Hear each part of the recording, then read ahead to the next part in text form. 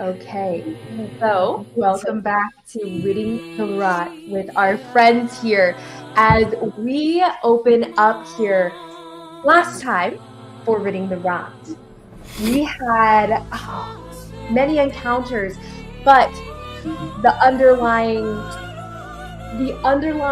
baseline for everyone currently, Tai is frightened. If she doesn't give herself up to Konotash Koe, Konari's father, she believes Konari will die. And whatever consequences that means for herself don't matter as long as she can protect Konari, who she cares about most, above all else. Konari is trapped. If she can't escape, the Kalashtar intend to take Tai away.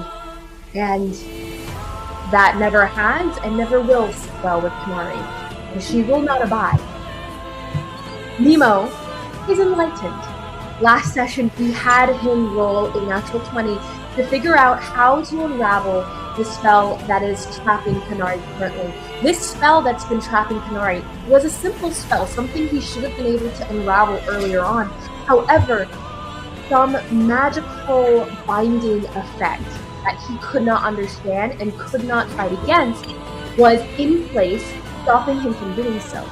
And with a natural 20, he now is aware of what Ottep told Konari, that he needed a soul to unravel the spell.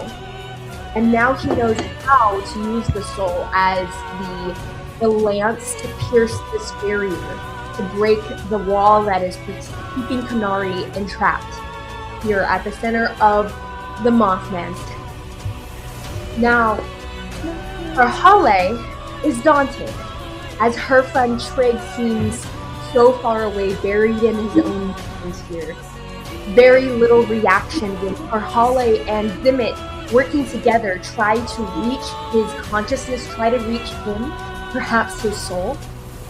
But it's hard to tell whether he's too corrupted to understand, he's too changed, or whether Trigg is buried too far away. Perhaps her friend isn't even there anymore. Zimmit is resisting as he fights for lack of a better term, his own demons that are haunting him from the inside, powering him from the inside, and trying to take him over from the inside. Zimmit is trying to help his newfound comrades and is in the process currently of trying to drain the darkness out of the monster that's standing before him, that's just brought Shy Sprout down to the ground. Oh yes, and Shy Sprout is dying.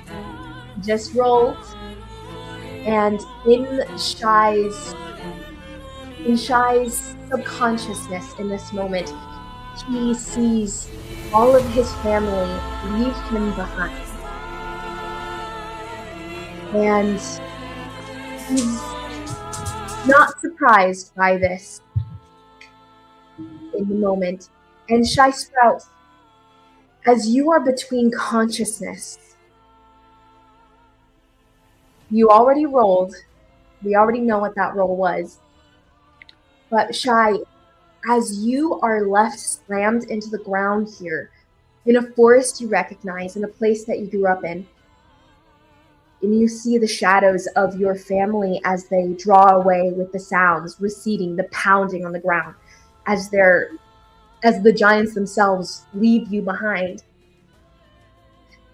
When you pull yourself up onto your elbows and you can barely do so, you see tucked beneath you, crushed into the ground and lodged into the soil beneath you, a small bell and a crumpled up water lily.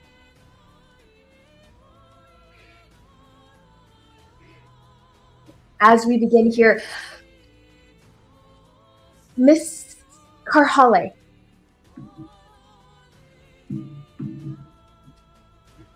She's unavailable right now. Please leave a message after the video.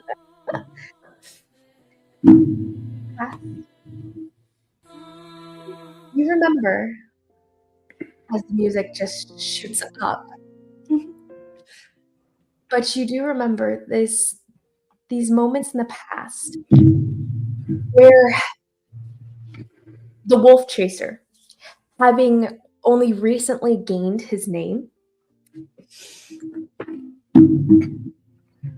he had come up to you and he had given you a gift. This was one of your guys' celebratory when the tribe came together on the weekend, on the week's end, and you guys were all exchanging music or playing together, exchanging art of different forms, whether that was music, whether that was poetry, whether that was form that anyone had skill in. And on one of these days, on a dreary day actually, where the sun is overcast, the clouds are casting shadows on the tribe, the Kalukiko, you had Trigg Wolf Chaser, your little brother of sorts, having just shot past you in height just recently. So it's still fresh, and it's still weird to you every time he stands up that he is taller than you. But you know, at the rate he's going, he is going to be at least 3 feet taller, if not more. We'll see in the future. But he comes up to you one of those days with a gift. And this gift, you actually lose it a little while later as you're cast out of the tribe. You weren't able to take everything with you, but you were able to take some things.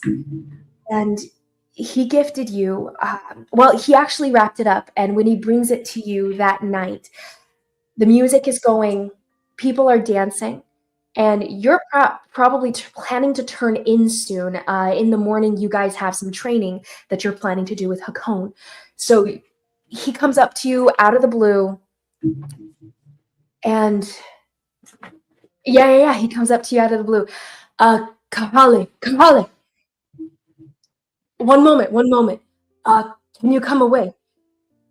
Sigrun behind him shoves kind of into his back. He stumbles forward and she goes, we have to sleep tomorrow. We have to sleep. Hakone's gonna run us so hard. Why are you trying to subvert her rest here? Do you want to be weaker? She's already going to fall behind us. Hey, watch it. And I can spare a moment. Thank you, Sigrun. You never make the wise decision. But whatever. Do what as you will. And she kind of stalks away and smutters under her breath, "Invalid my foot," as she moves. And she doesn't go far enough to be out of earshot, though. And you both recognize this. Trigg looks off at her and he goes, "Can we, maybe behind the tree line?" Sure. What's this about? Sure. Come on. Just a quick thing. And you see him tucking something behind himself, like angling his body in a way that you can't see it, which his body is broad enough that it's not that hard for him to do. And he's drawing you away, arm awkwardly on your shoulder in a way that's a little too gentle for what he normally does. And he's pulling you behind the trees. It's a little suspicious. No worries. It's behind here. If it's Shia, my father will kill me. He does not deny it. He pulls you behind the tree line, and he shoves a big glob of material into your hands. You're not sure what it is. It's he goes, open it. Just roll it out, and don't tell me what you think truly. Just give me positive reaction. Positive. Right.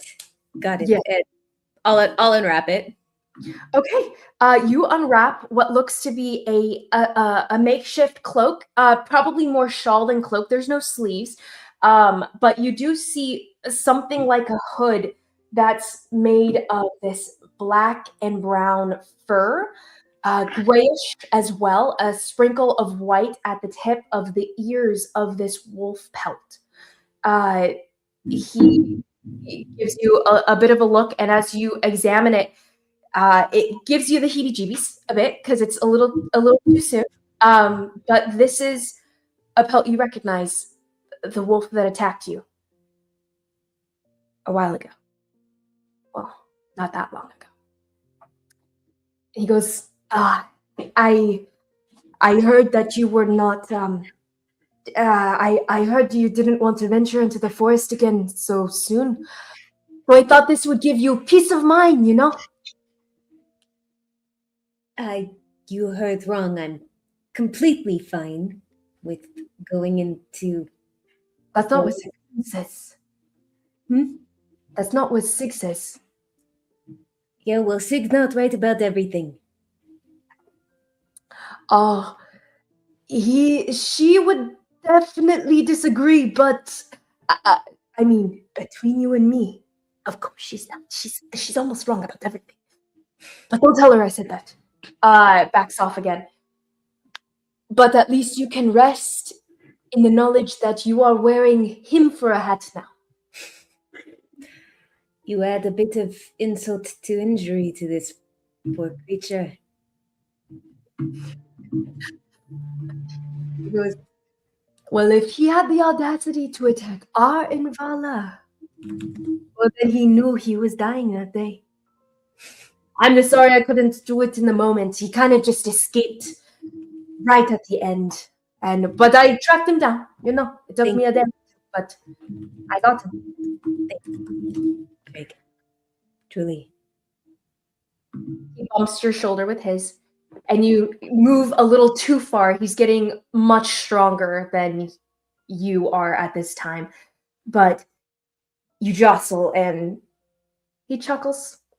Don't even worry about it. He gets up. He goes, training tomorrow. Perhaps you can wear the cloak. I did my best. I'm not the best of the seamstress, seam tailored. What do they call themselves? It doesn't matter. I'm not the best at it. Thig should have done it for me, but she told me that she wouldn't. It wouldn't have meant as much coming from... Thank you. You say this now, but if it falls apart on your body, well, don't blame me. And I won't let you know if it does. Just know, I've always got your back. I know. Now, chieftain? Always. Always. He gets up. He stalks away. And with that, we return to the moment of Trigg above you, slamming you into is here now. a snarl on his face. Thank you. Hi, Dan. Welcome, sir.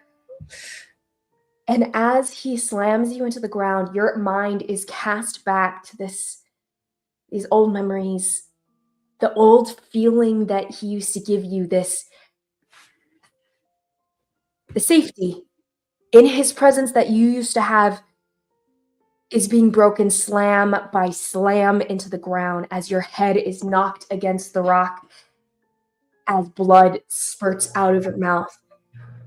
And that pain that's still aching in your body even after you snap the shard that heals you twice over, that ache is reverberating through you in a way that destroys that old feeling.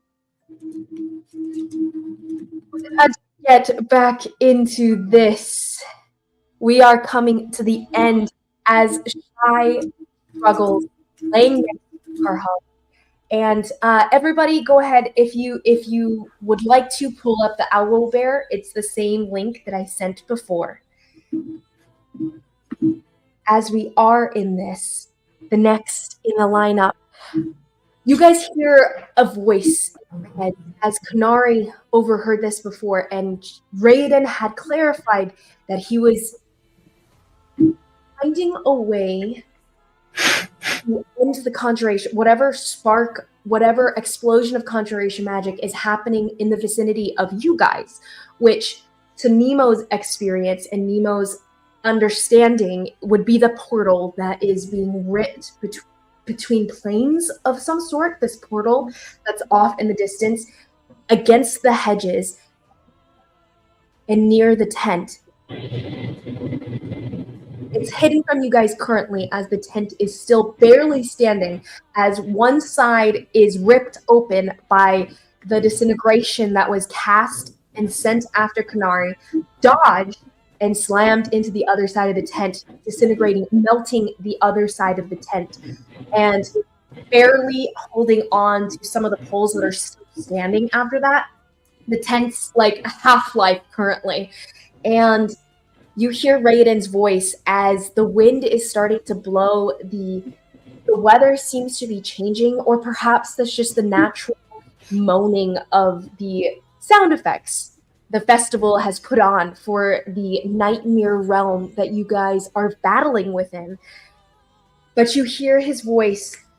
All right, darlings. I will need your help, perhaps. Anyone who's casting near you right now? Because it seems like someone is actively pushing off my efforts to re-fortify the wards that are blocking conjuration magic over there. Well, within my grounds, at least. I need you to stop anyone who is actively casting. But with that, Raiden is struggling as he's magically reinforcing these wards, and I'm going to have one of you roll for him at the top of each round, because it is contested him against a foreign caster. So, with the top of the round here, Miss Konari, go ahead and give me a d20 roll, and I will add Raiden's ability. That's a 9. A 9. 9? Okay, not great. And I will roll for my opposite caster. I have these new dice for Konotash. As a side note, we'll see how they roll from Mr. Skylar for Christmas, but they're beautiful and perfect for a Kalashtar mage. I roll. Okay, so the battle wages on as Raiden is struggling to reinforce these wards. I will mark whether it was a success or whether it was a... Okay. And as we continue down into the round... Everything you're doing, by the way. Wait, what? Wait. You put down your drink, it's like boom, boom, boom. And you pick it up, boom, boom. At the top of the round, we have Konari on deck, but Jen Yin is moving. So Jen Yin's turn right at the top here. He is currently restraining 2 individuals in his chains and yanking them, one of which is currently in the bounds of your cage, Konari, one of which is within the bounds of your cage, one of which is outside of it. But what would you like? I assume Jinyin will be making his attacks on these 2. Unless you have an argument for a different action for him. No, I think that makes sense. So yeah, let's do it. Okay, I have to strike to hit. So we're gonna roll some dice here. I guess he can do 4 attacks, right? So yeah, so he'll do 1 chain. Oh no, wait. Once they're in the chain,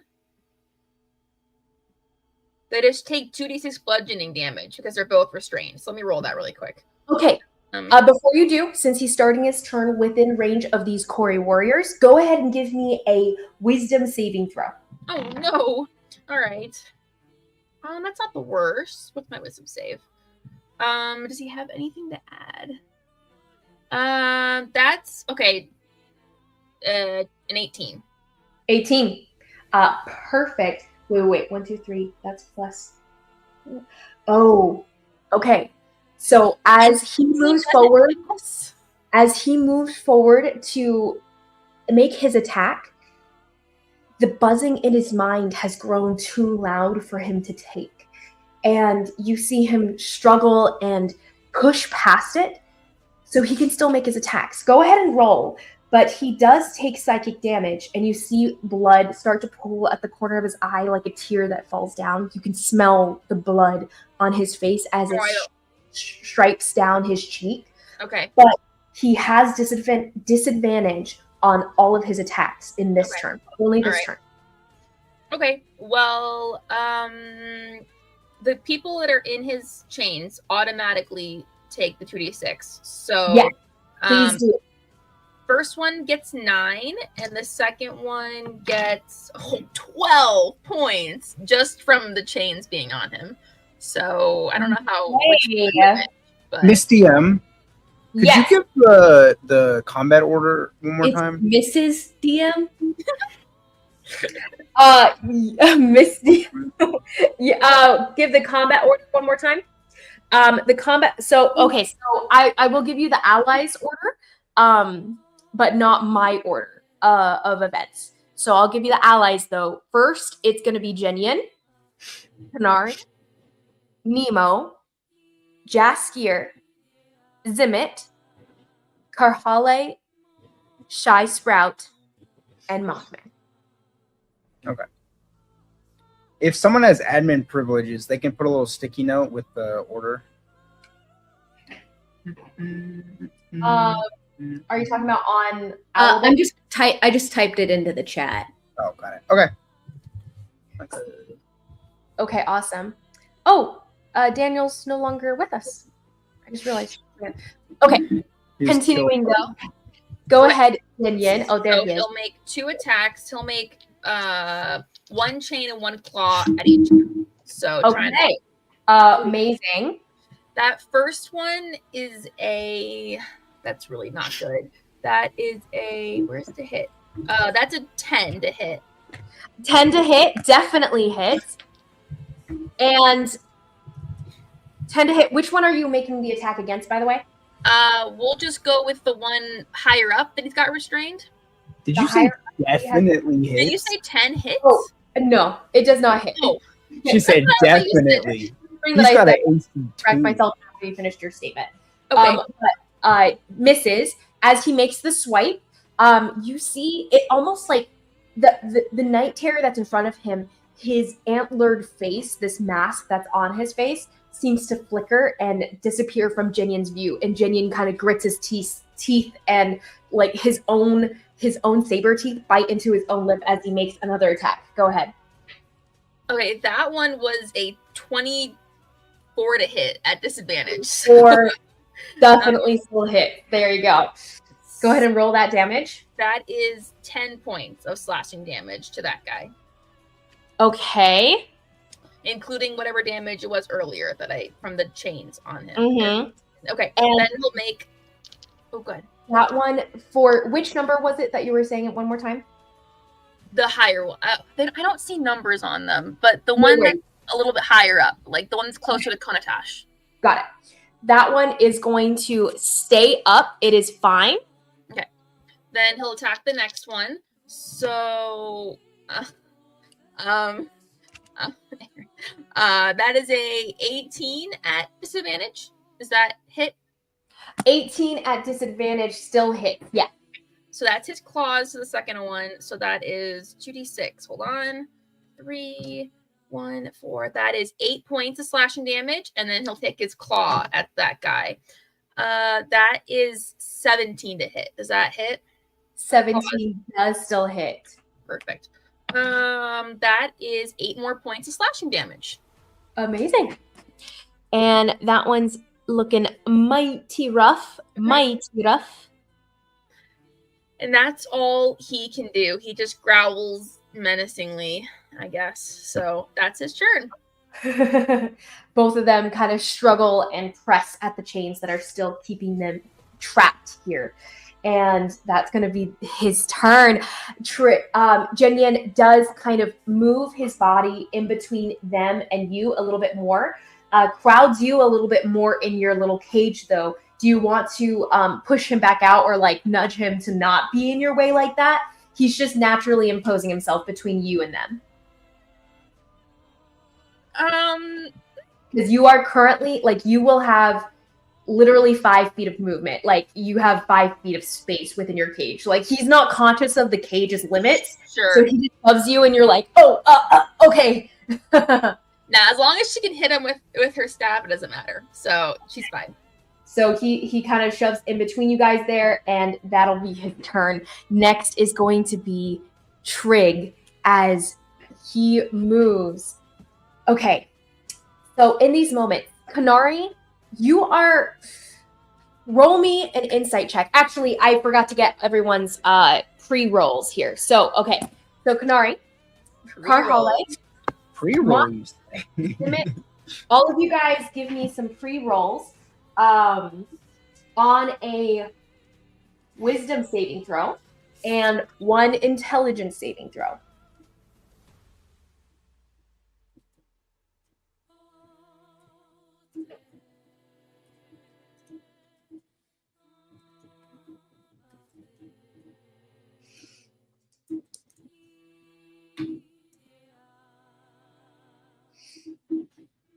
Wisdom saving throw and one intelligence saving throw. And Miss Isabel and Karhalle can give me an additional roll for additional 2 for your allies.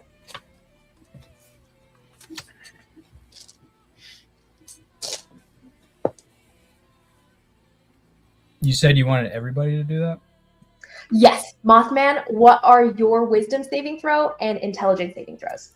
Wisdom saving throw was 16. Intelligence was nat 20. Okay. 16W. You said a 20? A nat 20? Wow. Does that add Nice, anything? man. Oh, yeah. Do you have any plus in your wisdom? 'Cause technically, for save checks. What did you say? Intelligence saving throw, anything to add? It's just +0 for intelligence. Got it. Amazing. Natural 20. Okay. Okay. And then we'll go from Karhalle and we'll just go around the screen. Go ahead. Karhalle's too. Jaskier got an 18 on the wisdom and 19 on the intelligence. 19 on the intelligence. That's kind of crazy. What was the W? What was wisdom? 18 and 19. 18 and 19. Okay. Wow. Go Jazz. Okay. Oh, just wait. Karhalle got on the intelligence, she got a natural 1. Whoo! Pro. Whoo! And then for the wisdom, she got a 15. Got it. Okay. And then Miss Konari for you. Yeah, Konari got a dirty 20 for wisdom and then an 11 for intelligence, which tracks. And then Jen Yin got a 14 for wisdom and an 18 for intelligence. 18 for intelligence. Awesome. Okay. And then let's see, who am I missing? Real quick, DM. I have next to my wisdom, it says disadvantage frowny face. I don't remember what that was. Oh, okay. So no longer. Yeah. Okay. And then Zimmit, what were your 2? Then? For wisdom, I got a 22. And then for intelligence, I got a 16. Got it. Awesome. Okay, great rolls across the board. For the most part, Shy Sprout. Go ahead and give me Shy Sprout just in case he does come back online. So wisdom and an intelligence. And okay, with that, Zimmit, what's your AC? That's funny. 14. 14. And then what's your passive perception?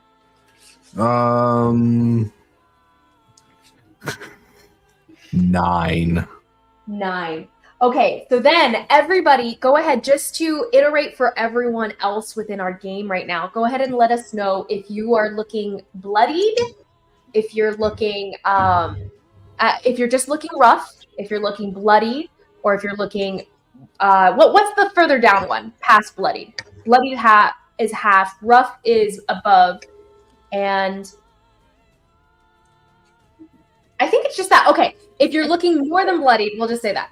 So go ahead and let us know for everyone at the table in relation to everyone else, because I think you guys are fine. Should Nathan say his things first before he forgets? Oh, Side Sprout, please do. So that would be a 13 for wisdom and an 18 for intelligence. And Mnemo got a. And Mnemo got a. Oh no. Made me forget.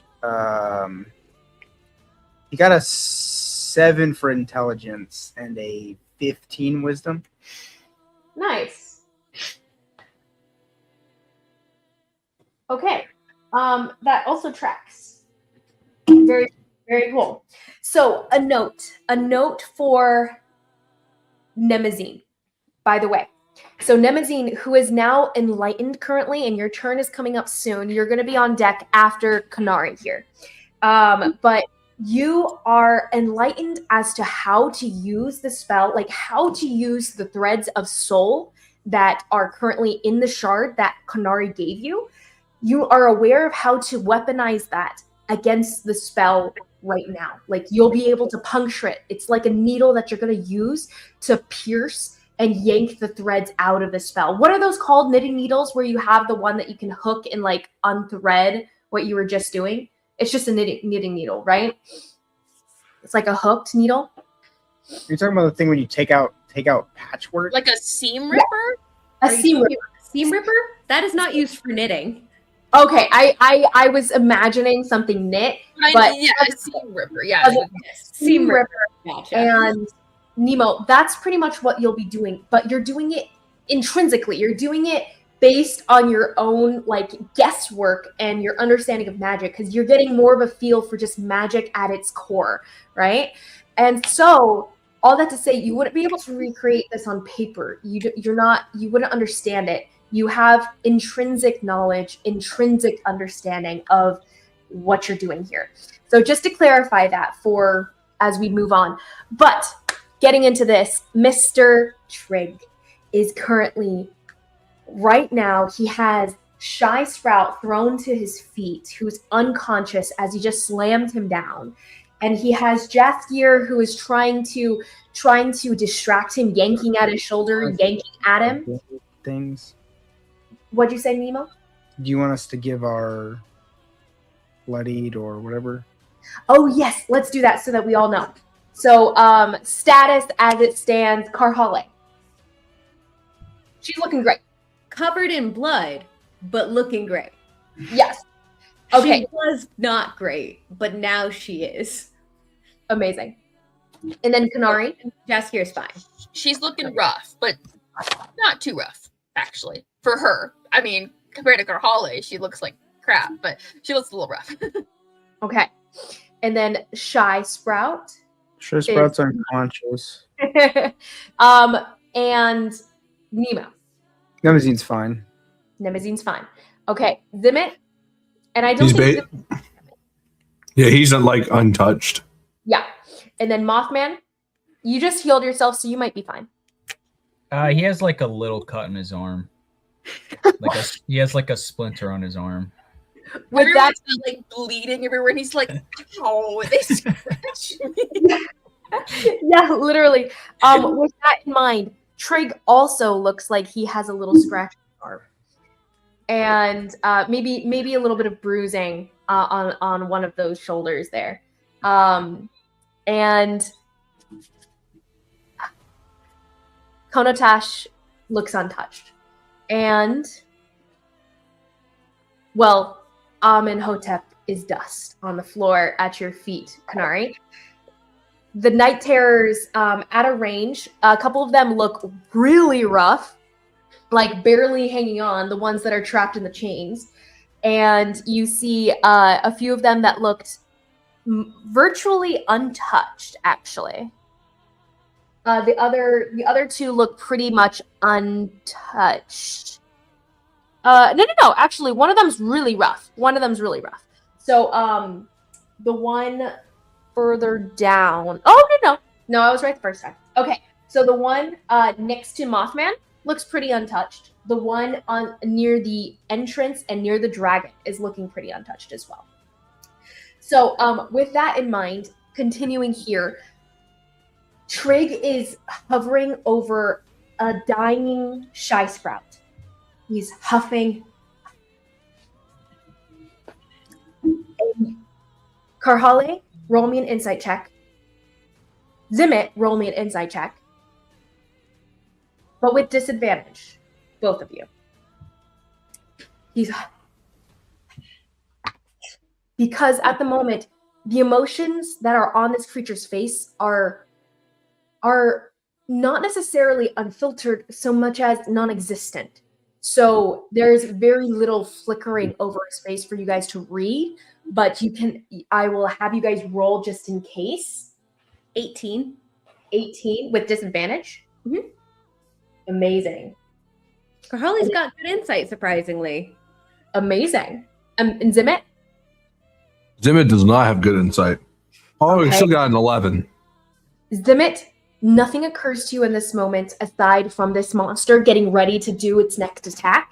But Karhalle, you see just a flicker of his eyes go to the side as though he's listening to something. His eyes come back to the creatures in front of him. There's no familiarity there, as a side note, nothing. The confusion that was struck before, the slight emotion that was flickering across his face before because of Zimmit drawing the darkness out of him, seems to be no longer a factor here. He's just a brazen, just a wild animal across from your perspective here. And so, as he goes to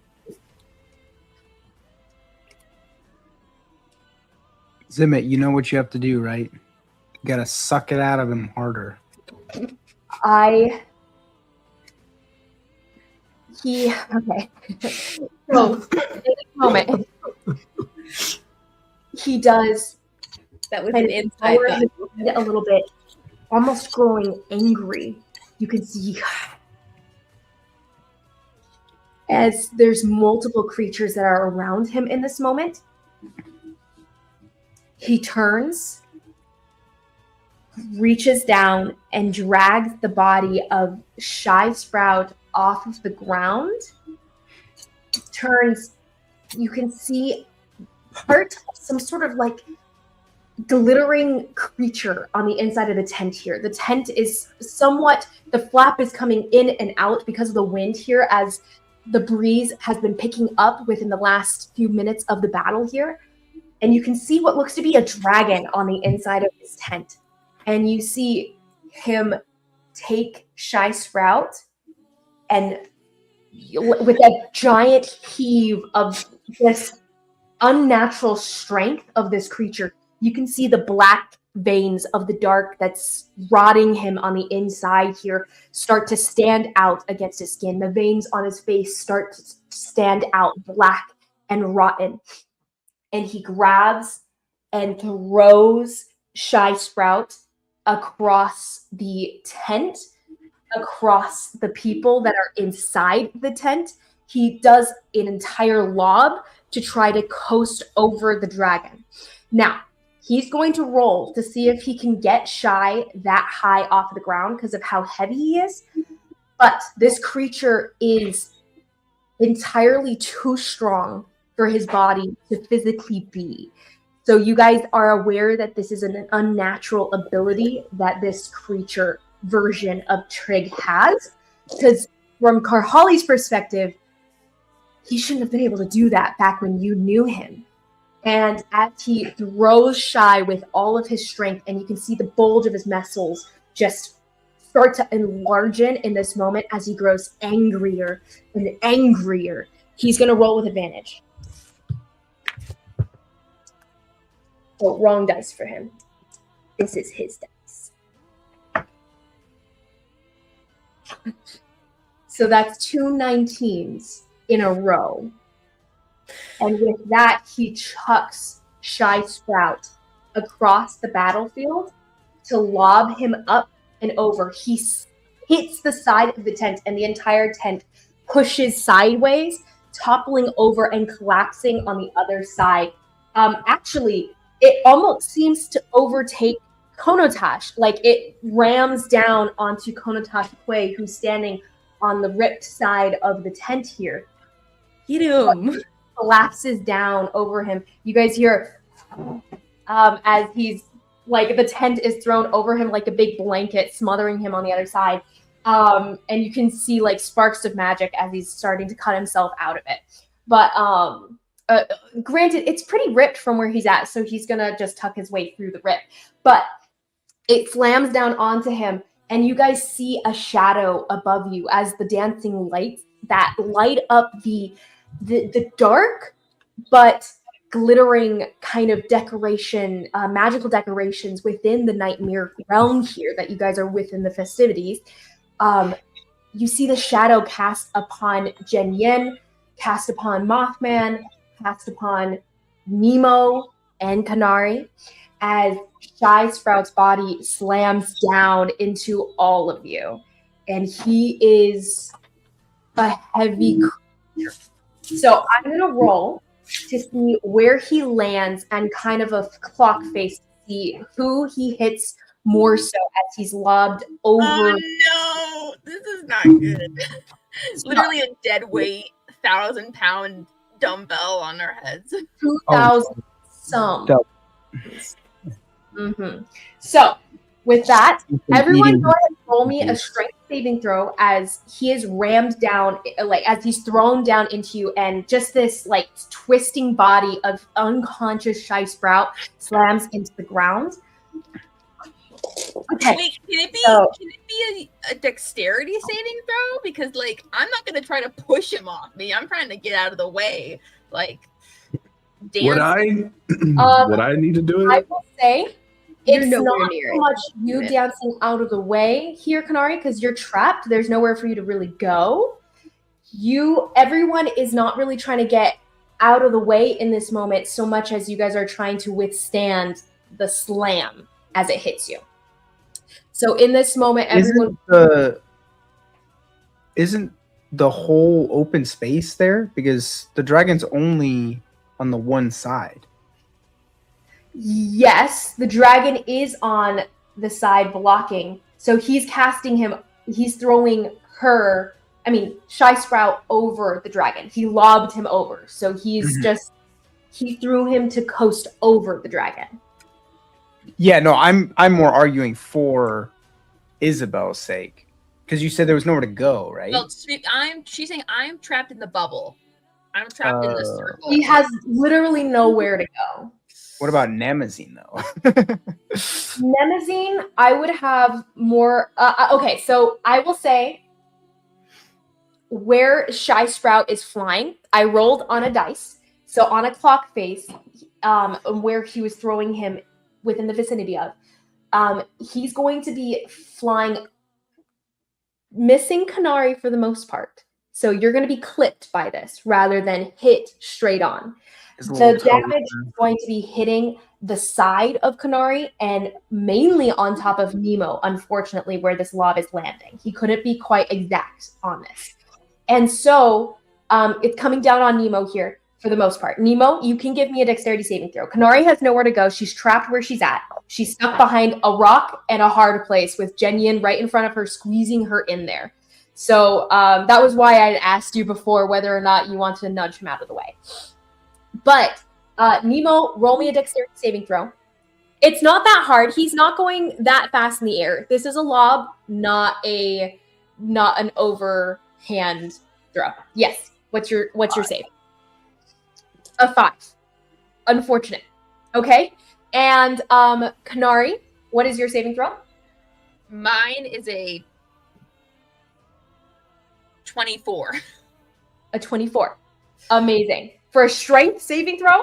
I have a +9 to strength because of my bracers. And complaining. I realized that. I forgot. I was like, oh, Dex is my good one. I was like, oh, why am I proficient? Sorry, you're like freaked out in this moment as you feel this energy, this shadow coming upon you. You sense this movement in the air, and you're like, something's coming down on me. And as you move to try to get out of the way, you're stuck, and you have that panicked heart jump moment as it slams down on you. But then you're like, oh no, wait.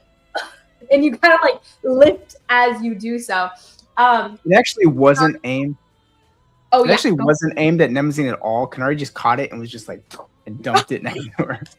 Literally, yes. So she catches and like slides the energy that's coming down on her, the gravity here, slides it down unfortunately in the direction of Nemazine, who takes it straight on. And okay, so then Mothman, go ahead and roll. What's your saving throw? It was strength, right? Strength or dexterity, your choice in this. You had a place to go. 7. 7, unfortunately. And then Jen Yin, go ahead and roll for Jen Yin, Konari. His is a strength saving throw, definitely. I did actually already. It's a 19. 19. Okay, so both you and him just kind of push him off, like the brunt off of you guys, and slams down into Konari and the Mothman here. But also the restrained terrors here. So if you, Konari and Mothman, can give me a just a d20 roll, and they have, for this, it's just going to be a straight roll. Oh, no, they have a +3. So it'll be +3 to their strength saving throw. We'll see if they fail or not from you guys. I rolled a 4. Okay, amazing. Was I rolling for them? I thought I was rolling to hit them. I was like, crap. That's not gonna go anywhere. Not quite. And that's going to be a bunch of dice for you guys. But Miss Konari, you are going to take half of the damage here. And unfortunately for Mnemo and him,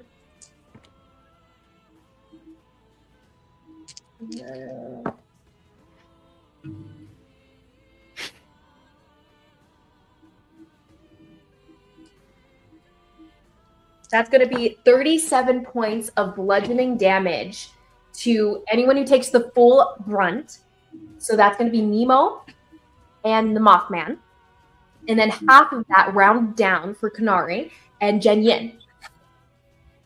And then the what did the terrors roll? I didn't hear what you guys had said. I rolled a 4. A 4? Okay. And then Mothman, what'd you get? I rolled a 15. A 15. Okay. So one of them gets half damage here. And the other one gets the full damage. So one of them is crushed by so as Shy Sprout slams down into the ground around you guys, on top of you guys. The damage, you see his head cracks like straight through one of the skulls of the Night Terrors. Like he just goes splat. Just straight splat. And the other one is barely hanging on.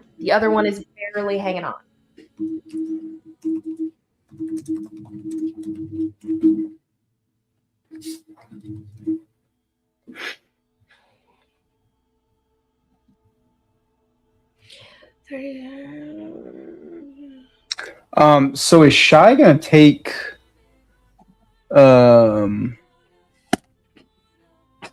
I assume a hit for that, right?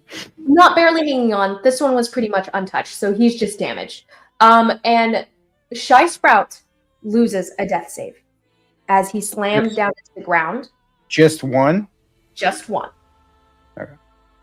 So as he slams into the ground, does Mnemo hear Shy Sprout breathing as he is now laying on top of him and full dead weight? I mean, can Mnemo feel his own breathing with that much weight on? Fair enough. I will say, with that much weight on top of him, Mnemo is not able to breathe, and following turns will be suffocating as long as he's caught beneath. Question is, did I carry over my ability not to breathe from before I died? No, unfortunately you do not, because I was thinking that because I have a reborn body. You have a reborn body, The one time you need to not breathe. I know. The one time is actually important. It wasn't helpful before, but It was helpful actually a couple times because I remember being like, "Oh wait, you don't breathe." just drink bath time. Okay, so with that, that's his throw here, and as that is one of his multi-attack abilities, he's going to make 2 more attacks. So he turns to the dragon that he sees in front of him, and he completely ignores Karhalle and Jaskier in this. Well, wait. I need to roll my con saves. Remind me what. Okay, roll me a concentration check, and as you do so, you are. That's a really high. That's a high check. So you have 37 damage, half the 37 damage, so an 18. So I have to get 18. To keep your concentration. Did not hit. 14. So that's okay. The dragon's gone. You have advantage though. Do you remember? Para qué? Why? I thought you had advantage on concentration saving throws. Do you have Warcaster? That's what I thought. Warcaster. Defeat.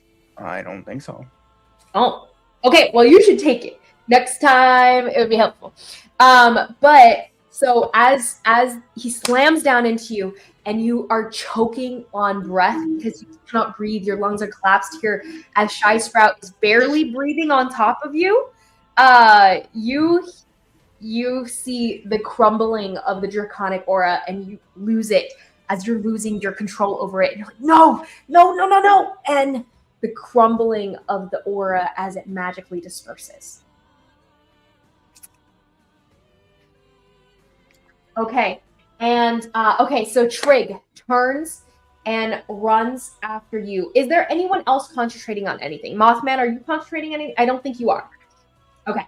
Zimmit, you're concentrating on something, but it won't apply in this moment as you are not being attacked. So Trigg turns and walks away from both Karhalle and Jaskier, who both get opportunity attacks. So Jaskier is going to make a physical attack that might not amount to much, but he'll try. And Karhalle, would you like to also make a melee attack? Yes. And it's a natural 20, so 31. Amazing. Just 30. Amazing. Okay, natural 20 melee attack. Go ahead and roll that damage for us and double those dice. Congratulations. As he turns to move away, you reach forward and right in his blind spot, since he doesn't seem to see you, you take him out. You bring a physical attack. There's no dice here rolled, or you do have a dice because of your feet. I do. Amazing. So roll that dice. Max damage, which isn't much, but it's a 12. Okay, amazing. 12 damage. He doesn't even twitch in your direction. But he does take it, and you can see he walks away from you and doesn't look back. Jaskier makes his attack as well, and as he makes his attack, he just throws a side kick out at him as he starts to move away. But in the same manner, when his kick connects, it doesn't seem to phase Trigg at all as he stalks away from you with a growl on his breath, and the growl itself gaining anger and burning fury almost for no reason, seemingly. But he moves away. Jaskier kind of gives you a look offhand. What do you want to do? Shy. Can you help Shy? And Jaskier looks towards Shy, who's tucked behind Trigg's body as he's moving into the disastrous area that was the tent, now cast aside and open air as of now. Everyone inside the tent, you are now able to see a burning rip in time and space over to the south, over toward southwest of you guys, and it looks like, roll me perception checks, everyone. I'm guessing I can't hear enough of this to warrant a perception check, can I? Oh, Konari, you go ahead and roll me a perception check with disadvantage, but you're Okay. gonna roll because there's something that you guys may be hearing as well as a part of this. Yes, ma'am. By the way, Konari, you're still on deck. Nemo is after. Okay, cool. Everyone, you said, right? I got Yeah. 18. Everyone can see this currently. 10 perception. 10 perception for Nemo. Okay, and then Karhalle, what was yours? 18. 18. Zimmit, what's yours? 18. Oh, Mothman, what's yours? Dirty 20. 20. Konari. 21. Amazing. And then, okay, so everyone here, Nemo is distracted from being crushed into the floor, so this tracks.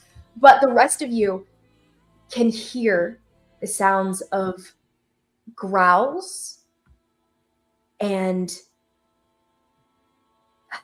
hoots, howls, war cries. Karhalle, you can see fingers, Oh no. hands similar to the hands that had reached in and yanked apart the opening before. Guys, this is bad. Similar hands, you see hands on the bottom, hands on the top, hands reaching in and yanking, giant hands. Hands larger, some of the size of, ranging, Goliath hands through this rip in time and space. The darkness on the other side is yawning and seems to absorb the hands into nothingness. But you hear the sounds of these war cries as they seem to want to pour outside and rain havoc. That's going to be your guys' perception checks there as you guys see this. But Trigg moves towards you, Konari, stalking towards you. As the magic of the dragon dissipates around him, his eyes are nothing to you. But he steps into the range of a few surviving night terrors here. And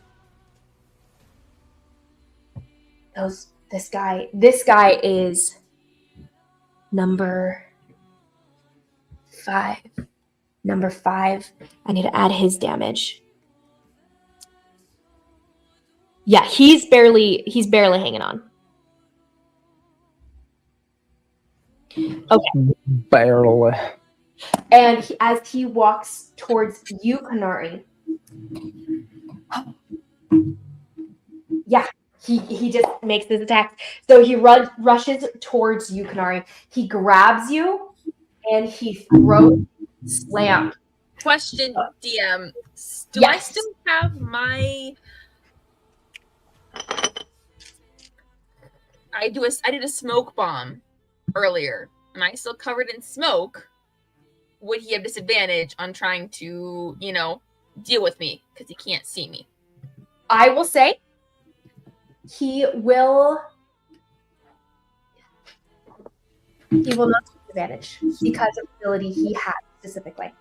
As he pushes through the smoke, you can tell he does not hesitate. There is no searching moment where his hand's trying to find you.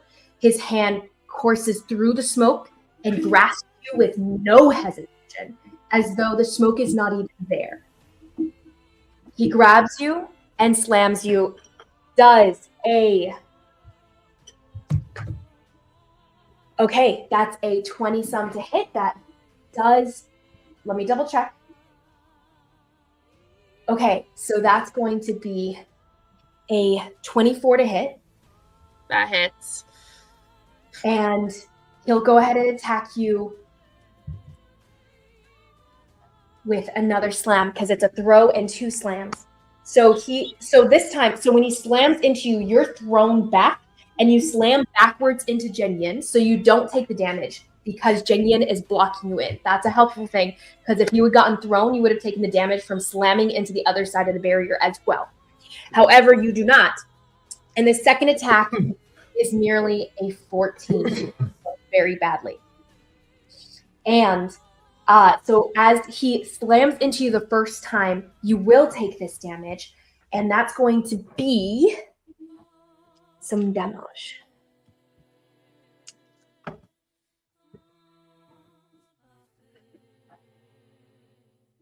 Okay.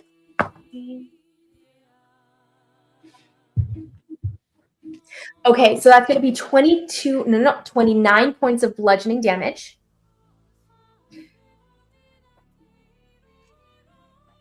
.22 points of bludgeoning, and that's going to be 6 points of necrotic. That's the first slam attack. And as you're thrown back into Yin, he pushes you to the side as Trigg reaches in and his giant meaty hands grasp at you again.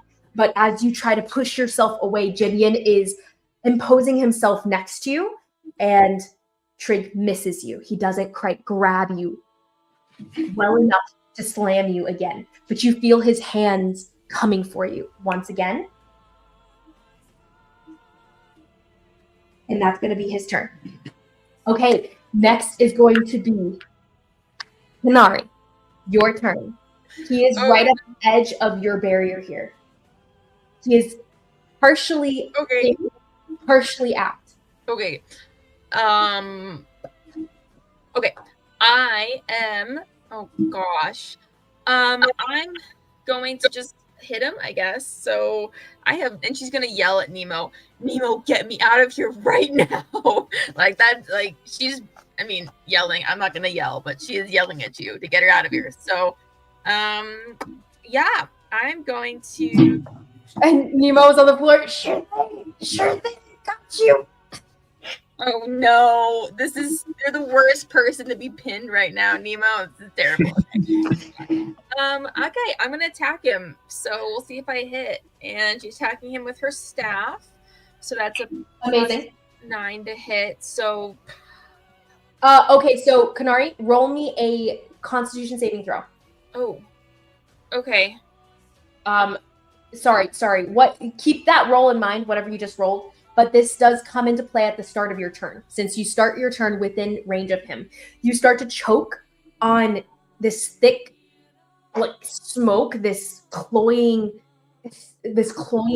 poison in the air as he steps into your space.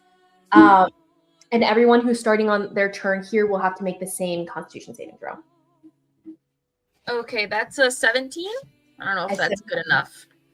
Okay, so Konari, you choke and you start to cough, and you can't quite get the cough out of your chest. You are now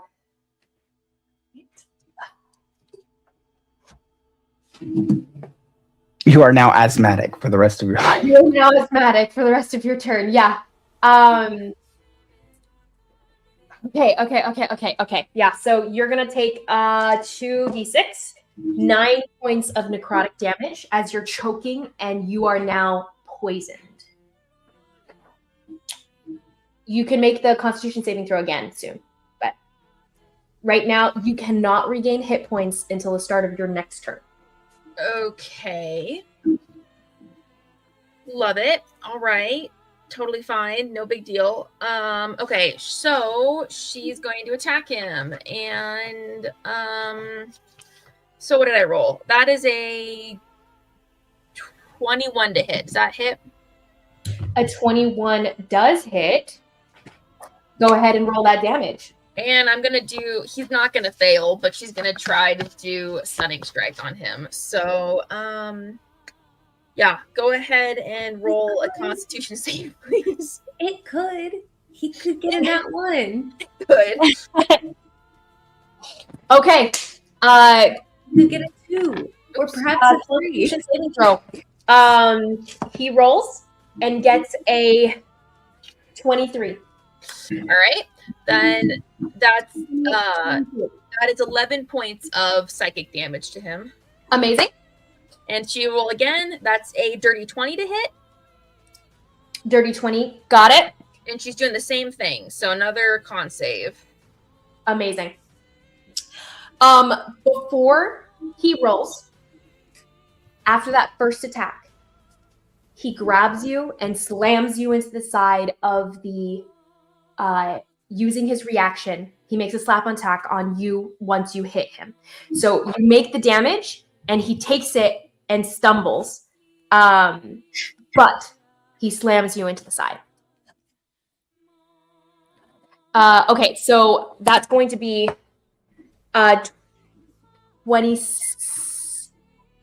25, 20, 33, 30 something to hit. That's going to be a slam attack. So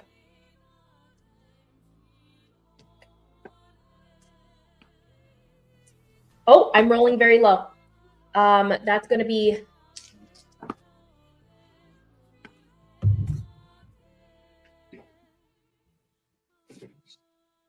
20 points of damage overall.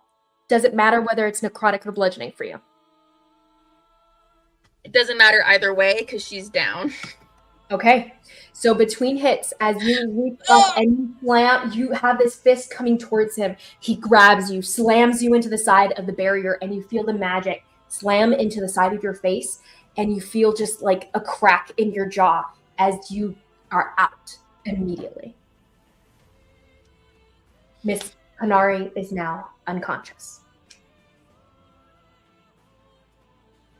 Okay. And that's his reaction. So he can no longer take this reaction on other attacks. And you hear, as you go unconscious, Konari, you hear, "No!" from behind you, but it cuts off before Jen Yin is able to do anything. Konari, that ends your turn. But as you go down, Konari, you hear in your mind, "Konari, I'm sorry. I'm sorry." But you go black out and you can no longer hear anything. Next is going to be Mnemo. Mnemo, you see Konari say, "Get me out of here, Mnemo!" As Trigg reaches in, slams her against the wall after she clips him across the jaw, and then she collapses to the ground, crumpled in a heap against the barrier between Jen Yin and Trigg. Okay. And Jen Yin scream no, and he is now growling angrily above her. Trigg has very little reaction. All you see is Trigg's fury on his face, this monster's fury on his face, a cousin of yours, and angrier than you've ever seen any cousin before. This is, sorry, not Shy Sprout. Yeah, I'm not shy. Shy Sprout here is his cousin. But Mnemo, this monster is terrifying, so that's where you're at. Question. Yes. Okay. So, if I target Ty with a spell, would it affect Konari? I would say most likely yes. It depends on the spell. I will kill you What in your are you using? What'd you say? What spell would you be using? So I am wondering if I can banish Konari, but I can focus on Ty, which will send them permanently to the Dream Realm, because it won't be temporary since Konari Ty is from That's there. true. I would say the likelihood of you banishing them both is very high.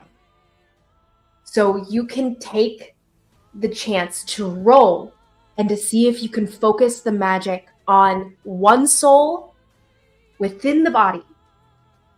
But you know that's going to be incredibly hard to do. I have already observed the tapestry in this area, and I've So already you're seen feeling- the soul tendrils of them That's both. true. Okay, so instead of incredibly difficult, it will still be very moderately difficult. It will still be very hard. And I'm going to put this, instead of a 30, this will be a 25 and this will be the focus of your magic. Wait, at So- 25, but what skill check? It'll be your charisma. Like you said, a 25? Mm-hmm.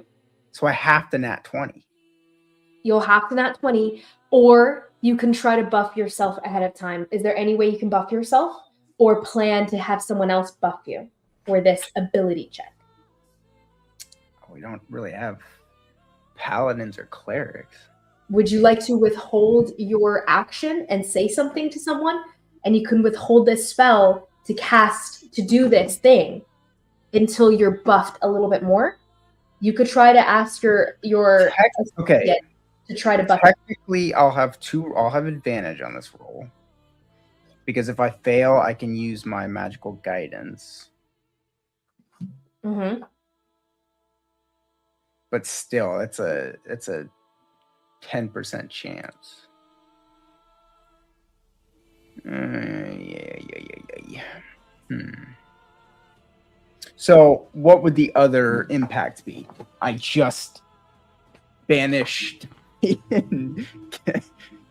from Konari.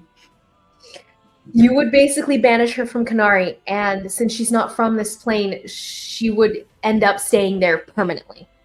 So then I could just target Konari then. Mnemo, roll me an intelligence check first. Investigation check, because you're aware partially of what's going on with Konari and Ty. Investigate. Where would she go? Isn't the quarry plane no longer a thing? That's what I'm gonna see if he remembers. Oh my gosh, Nathan! Don't you dare lose her to the void. But he's had many. As What far is as Konari knows, Dalcor is no more, and therefore, in this scenario meta, you would be under the impression that yes, if Ty is banished to Dalcor, it's banishing her to a void. Shy, what are you saying?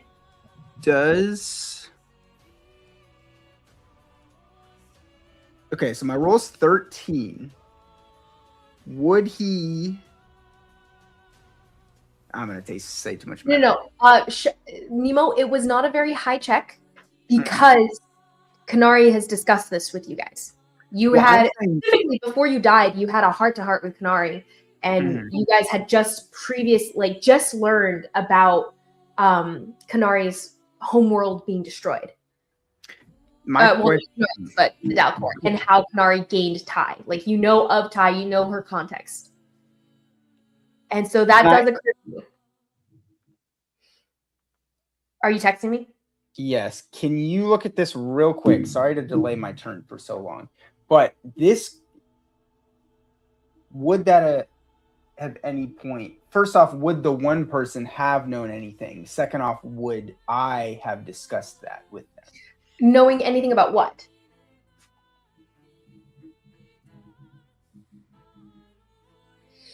Okay. And by the way, Jaskier is on deck. Zimmit, you are next. After that.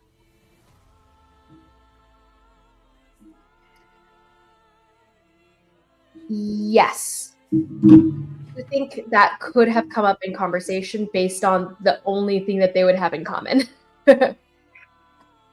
So I would say definitely. I'm going to roll just really quick to see how in-depth it would have been. Mm-hmm. How in-depth it might have gotten. Okay. Over here. Pretty in-depth. Pretty in-depth. I think since you've described them having a somewhat like friendly relationship so far, and Mnemo had been gifted something from Shy Sprout earlier too, it seems like they had a bit of a back and forth on some of the only subjects they would have interest equally. Okay. Nemazine will then act then on this information. I am going to attempt to banish Ty. Okay. I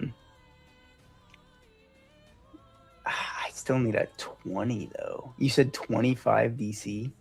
A 25 DC, and if you can buff yourself, that would probably be wise. So I'd allow you to save your action to cast this until you're buffed as your reaction. I mean, I could save my action, but I don't really Do we have anyone that can buff in the party? Mothman can buff. You could see about someone giving you a help action somehow if they could offer help in this moment at all. Okay, I'll hold my action then. Any and I'll creative ways that they could help you, plausibly? Okay, I will hold my. Probably have to explain for anyone to know. So what would you like to say in that context? Well, but if I say anything, then anyone around me would know, right? Including Trigg and her father. Trigg does not seem to be conscious, like smart conscious. He's not thinking. So whether he hears it or not, you would be concerned about that, sure. And then Konotash is buried beneath a tent currently. You can hear as he's pulling himself out of a tent. I'll yell over at the moth dude. Moth dude. I'll see one because didn't he like heal or do something like give something to Konari He or helped whatever? Konari. I'll yell over to him.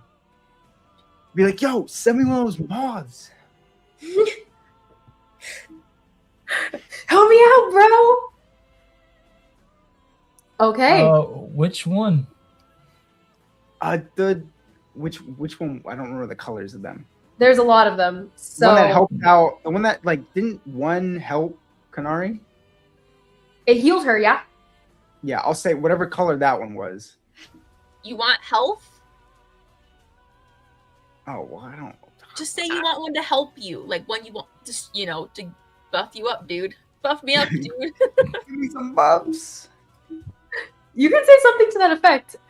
I need a bump. I need something. I just need help. Magic stuff. Yeah. Okay. I'm sorry. It's a high check because you're trying to do something that's outside of the spell's normal. No. I'm well aware. I am Okay. saying I don't really think we have much to buff. Is more of what I'm saying. Okay. I'm Okay. fine with the IPC. No, Maybe you're the magic guy. Yeah. I have control spells. Okay. And I'll just end my turn there, I guess.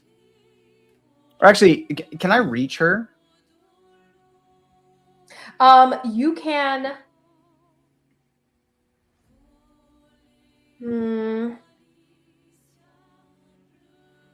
Because I know I'm constrained or whatever it's called, restrained.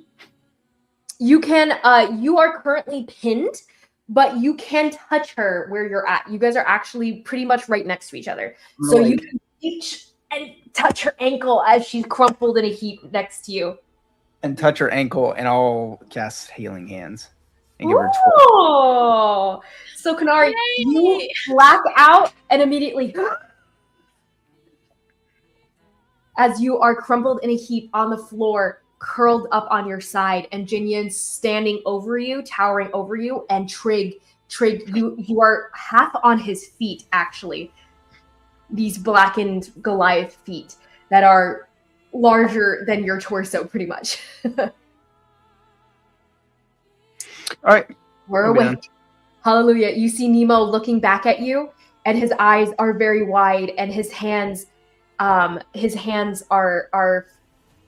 a hand on your ankle and the other hand twisting the magic that is wrapping around the whole of his arm, filling you up and giving you some healing. How much did you give her? 12 points. Nice. Okay. So then, and Daniel, you'll be able to pick, However, I'll have you roll a smaller dice. So you'll be able to pick 2 out of a random 6. So you could roll for 6 to have 6 moths in theory, or you can have a D4 worth of ones that you can pick. We'll go with that. For your ability. But we'll come to that when we come to that. We'll go on for after Nemo's turn, as he has said this to the Mothman. It is now the Night Terror's turn. The ones that are surviving currently. I have 3 that are barely still alive here. And actually, I'm going to take Terror 5, so the one that's right next to Trigg. You see him kind of like wobbling where he's at. Most of the of the mask is cast askew, and you see the mask on the floor and the mantle falling off of him. And his face, that Mnemo can barely see from where he's pinned beneath Shy, appears to be feminine, actually. It's beneath this mask, and she's looking very bloodied. This Kalashtar her eyes are darting around. And she pushes away from Trigg, disengages fully, because he seems to be ready to attack anything that moves, even though his reaction is gone. She's just trying to get out. Disengages. No one can attack her. Watches her own back as she backs away from the crowd here. She's going to circle around Trigg. 1, 2, 3, 4, 5. And she's going to move her way away from the circle. So she'll pull away from the circle. And she's outside of the tent ring because the tent is now destroyed. And the other terror is not quite as bad, and he's going to make his attack on you, Mothman. What is his focus here? He's just going to make his attack on you. So that's going to be for you. Go ahead and make me a wisdom saving throw, Mr. Mothman.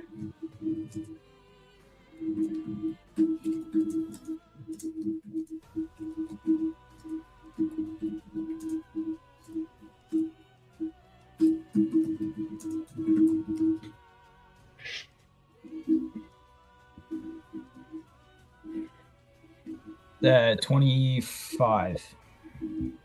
A 25. Okay, so a 25 passes with flying colors, and as he reaches towards you and seems to be casting some form of magic at you, you hear the whispers in your ears, and you shake it off.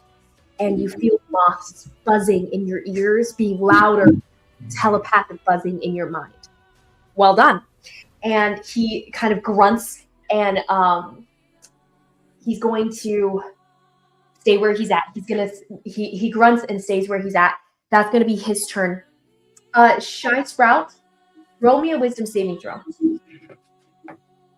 This is additional to what we did previous. This would have been at the start of your turn. I forgot to have you roll for with of the people around you. Mm-hmm. It'll be a 17. Okay, that passes. You are successful because another person is away from you, and another person died just recently. So since it has lowered the DC since he died. Okay, you're safe. Do not take the damage. You are fine. Next is going to be the other terror. He's going to make an attack on Jinyan. So that roll is going to be a 16 to hit. Does a 16 hit for Jinyan?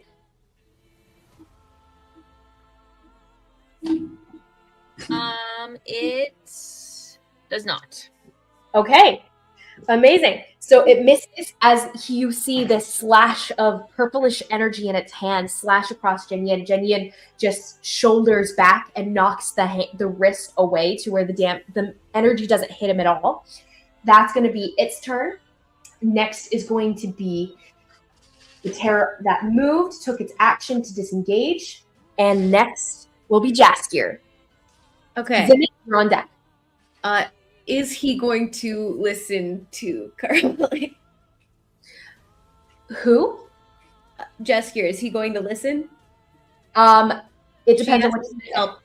Oh, she asked him to help Shy. Oh, okay. I'm gonna roll for him since you don't seem to be in immediate danger here.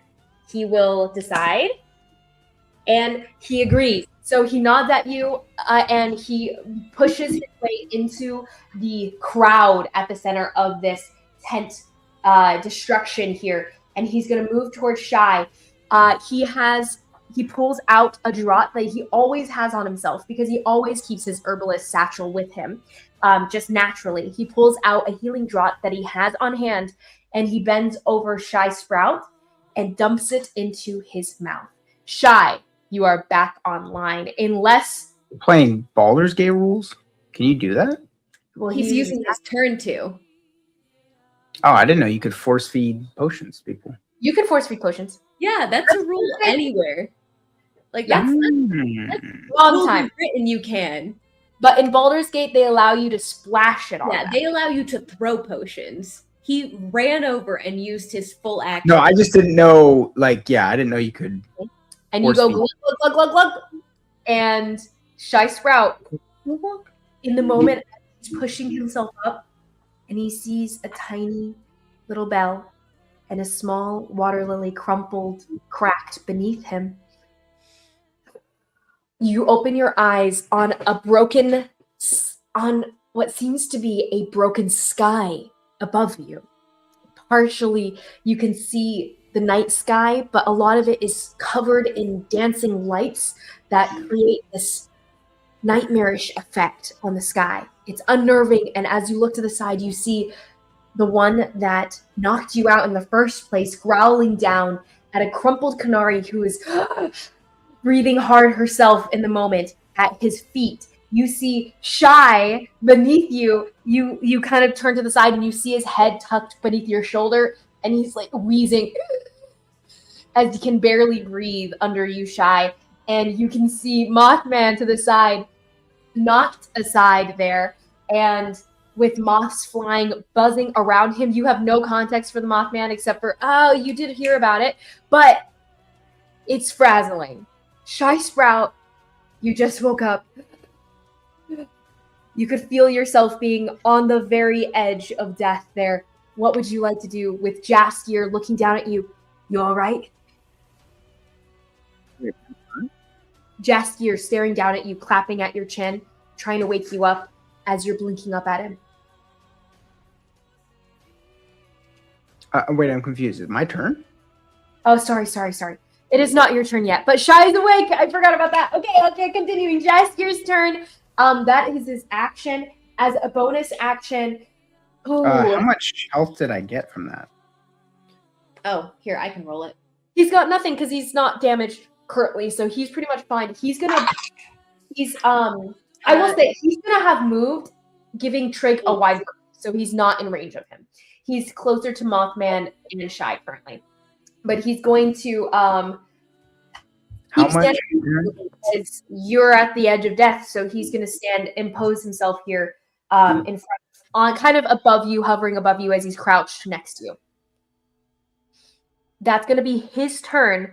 Jaskier, Zimmit, it is now your turn. You're at a distance. You see Trigg recede into the destruction of the tent. Karhalle standing as Jaskier runs inside the tent to help Shy Sprout. Well, Have eyes on him.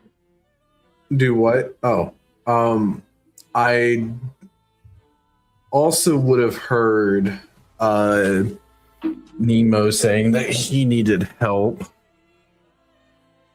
So, he will give guidance to Mnemo. Oh, okay. So for guidance, look at the spell. Do you have to be able to see the target? Because currently you won't be able to see him. You'll have to get closer. Oh, I have to touch him. Oh, so you're gonna have to get close. Where is he at? He is within the tent, covered up by The Shy mesh Sprout. of 15 boxes. You're gonna have to get real. I can't. Which character image? You're right at the edge. I think you'll be able to reach him. Okay. I'm gonna do it. Okay.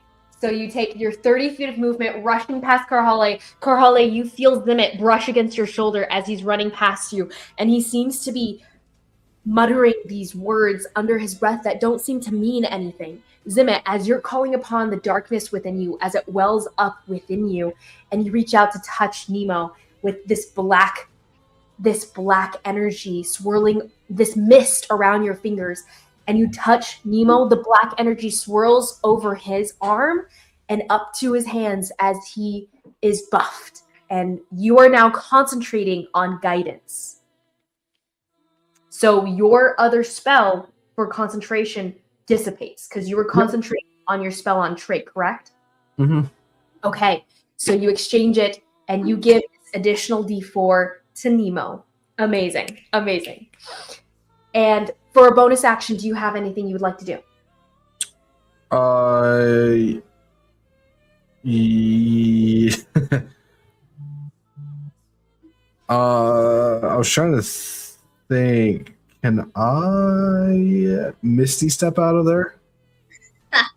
Yeah.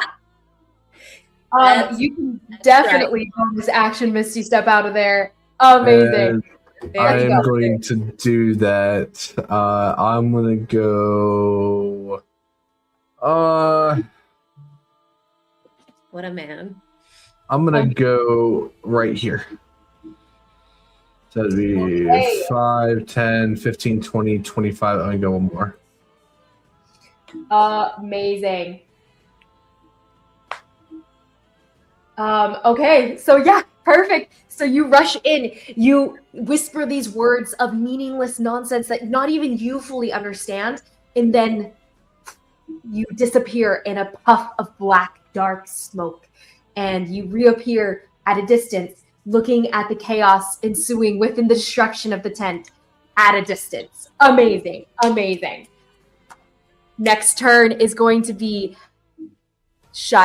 Karhalle at a distance here as she's looking at Trigg, who seems to have slammed Konari around in her cage just now. You are looking at Shy Sprout, who is currently breathing under Jaskier's help. And yeah, Zimmit, who just appeared off to the side. Okay. Well, Karhalle's gonna... Oh, I picked the wrong one. You did. It's okay. I'll switch you. Karhalle's gonna get all up into the action as she's wont to do. And I guess she'll just try to impose herself between Konari and Trigg and say, well, if you won't listen to your Anvala, maybe you'll remember this guy. And I'm going to wild shape into a wolf. Amazing. Okay. That's a larger version of that specific wolf. Amazing. The brown and gray patches of fur across your face. And you take on the image that Trigg gave you long ago, but in a full form this time. And the eyes of this wolf glow bright green that everyone can see, except for Konari. And as you growl, you see the shadows around you flicker in antlers and the shape of a bear at your shoulders. What would you like? And then I'm going to take both of my attacks in that case. So you rush forward to Trigg? Oh, yes. Amazing. It'll be a con save. Very much so, ma'am. Oh, yeah. Oh, Come yeah. on, We're girl. good. 19. 19. Okay, so with a 19, you do hit. Oh, no, that was my con save for entry. Oh, I'm so sorry. Thank you. Thank you. Con save 19, you pass. You're good to go. You do not take damage. And I do have an ally within 5 feet of him, correct? You do have an ally within 5 feet of him. Actually, so when I moved him back, I didn't put him back where he was meant to be, but he is, yes, definitely within 5 feet. Okay, very good. So I have over shy to kind of impose a distance. Yeah. With pack tactics, I've got advantage without needing to use reckless. So As you rush in, you see Jaskier backing you. He nods to you and he kind of calls at Trigg, starting to try to get his attention. Hey, over here, buddy. As he's distracting him, you have advantage. Or was it advantage? It's the +1 to your attack and advantage on the attack with pack tactics. As a wolf! Getting to use your feet, yay! So you get to use your reason and pack tactics. Thread connected. Thread twined? No. Let me find. I've got it here. Okay. Thread bound. Yes. Because we're cute and stuff. The bite attack will be a 21 to hit. 21 hits, definitely. Far more than the other one. So that'll be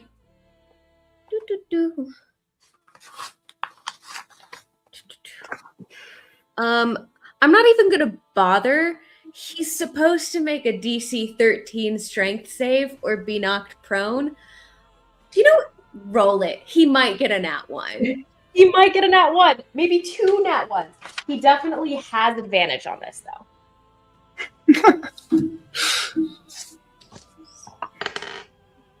Okay. It is not a nat 1, but it is only merely a 22. Okay. Well, that's 17 points of piercing damage for the first one there. And then, okay, amazing. Second attack will be 22 points. Amazing. And for the sake of... I said 17. 17. Okay, so 17 points. Mm-hmm. But is it considered magical? For your wolf? Because I don't believe so. Mm-hmm. I don't think so. Okay, continue. Oh wait, no, it is now. I hit it's because I'm Circle of the Moon.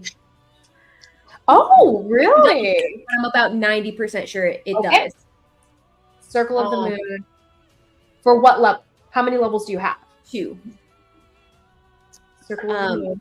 I'll go ahead and roll my I'll roll my second attack while I look that up. That is a Don't worry. I'm doing it now. You keep going. Oh, okay.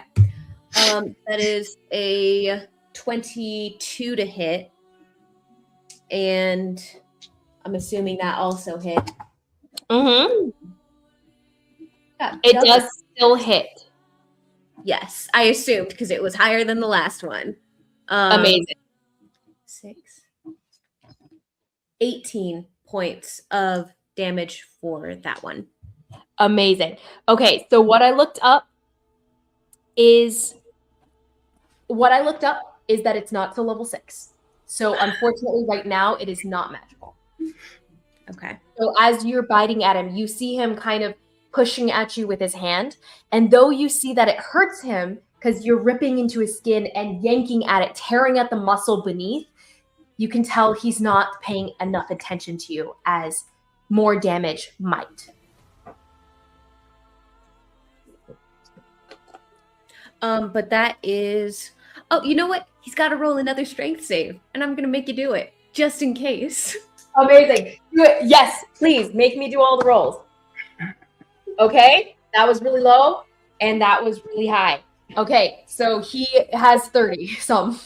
Yeah, he passed. You're good. You're good. Rolling is still great.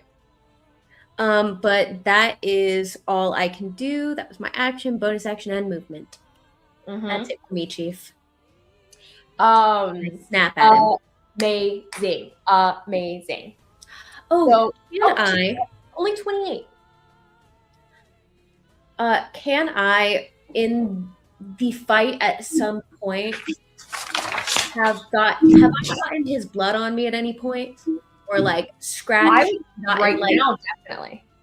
Yes? Did get Trigg's blood on blood? me? Yes. Yes. Okay. Thank you. Right. Currently, you have it in your teeth. When you pull out of it, you'll have it in your mouth. All I needed to know. Thank you. That'll be important for later. Amazing. Okay, you have Trigg's blood. Love it. Love it. That's going to be Miss Karhalle's turn. And would you like to stay where you're at as a wolf? Yes. And give him a little snap. Amazing. And after Miss Karhalle, it is now Shy's turn, who is newly awakened, looking up, looking at Jaskier here. Jaskier. And on the top of the round, on deck, we have Mothman, who is at a natural 1 in the round order. All right. Fair warning for Shy. Jaskier's eyes are very dreamy. So good luck with that. You're looking up. They're beautiful. Oh. Okay. Trigg is my cousin, right? Trigg, from your perspective, yes, totally. Okay. You are related. Definitively related. Cousin. He's definitely trying to kill us. I'm full on going to cousin wrestle. Assert dominance. Amazing. Okay. Um. You are probably one of the few people who can attempt this. Okay. I am. You wake up, you blink, and you're like. In my stupor and delirious pain that has been caused me, like literally two-shot the amount of health those hit me, I would normally think twice about raging, but at this you point, have 3 HP, by the way. 3 HP. I have 8.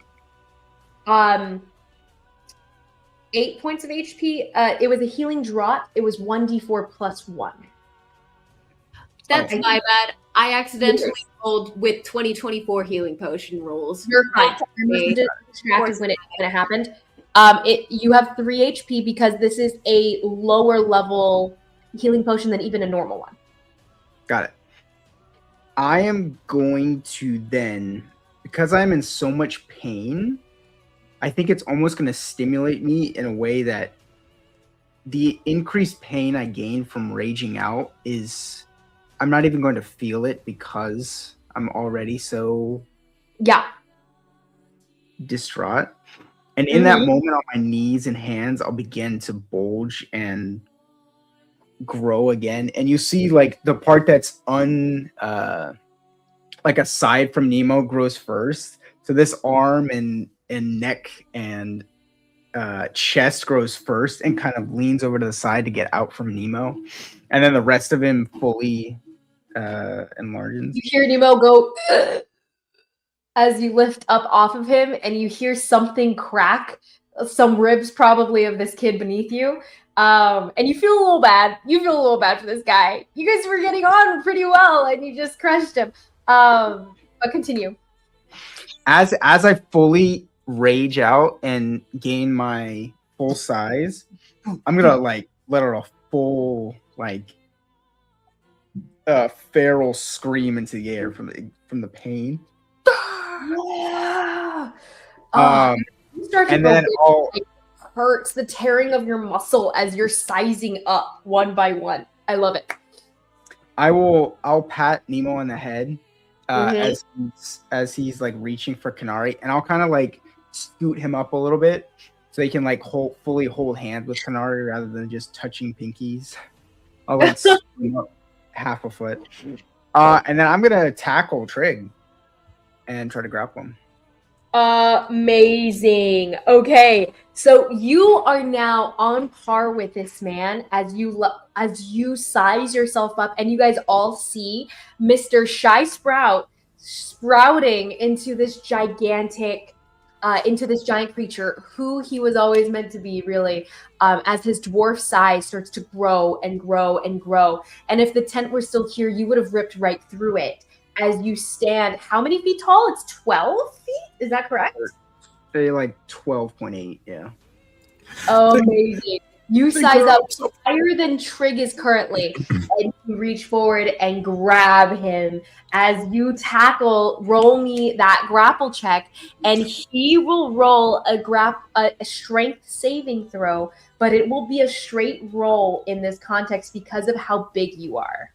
So what is the grapple again? It's just a.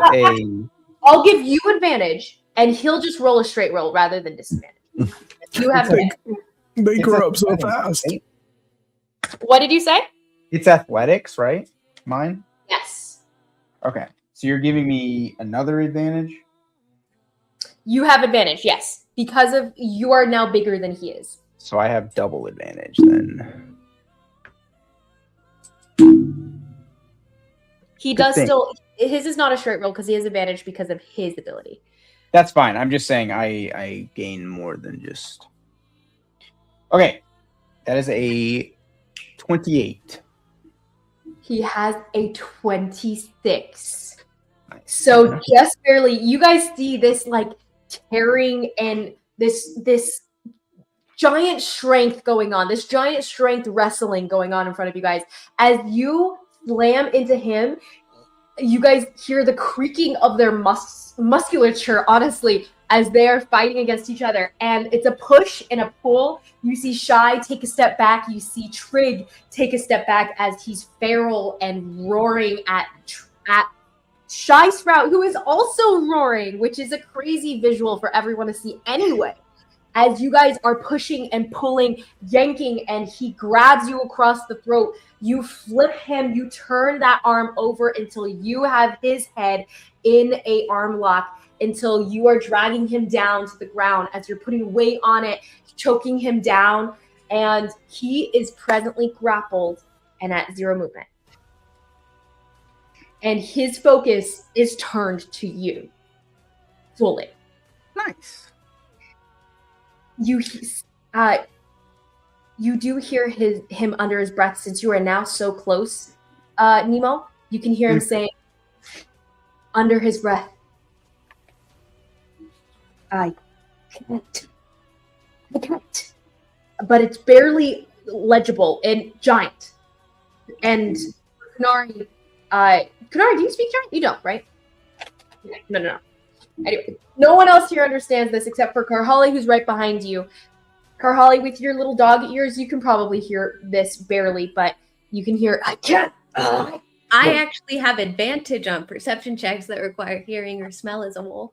Amazing. No need to roll, though. With your little wolf ears and the advantage, obviously, you'll be able to hear this. And it's in giant, and you understand that. So as that happens, Mr. Shy, any bonus action you would like to use as you have grappled the Trigg? In giant, I'm going to tell him, say uncle. Say uncle. Oh, he does not say anything in response and seems only angry. No understanding except for an animalistic fury at being held back.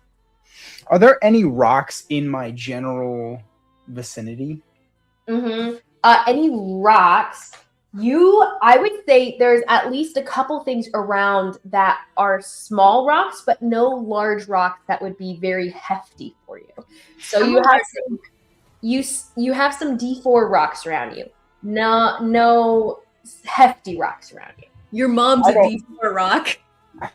Goodness.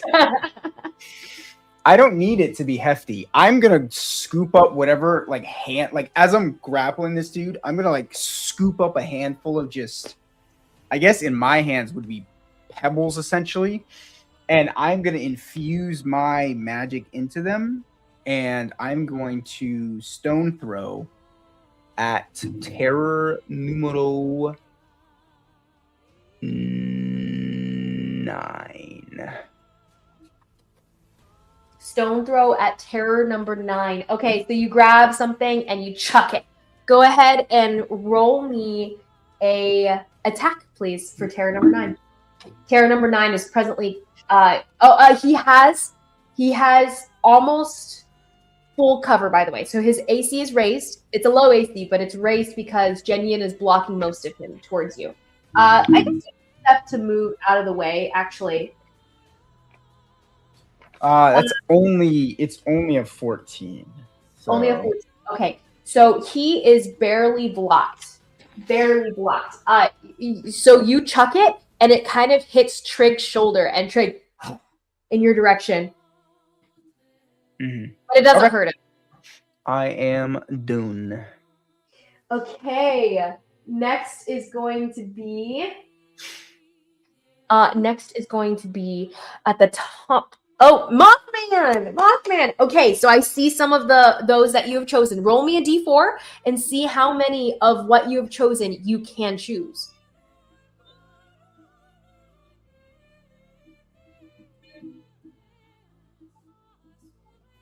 Roll 2.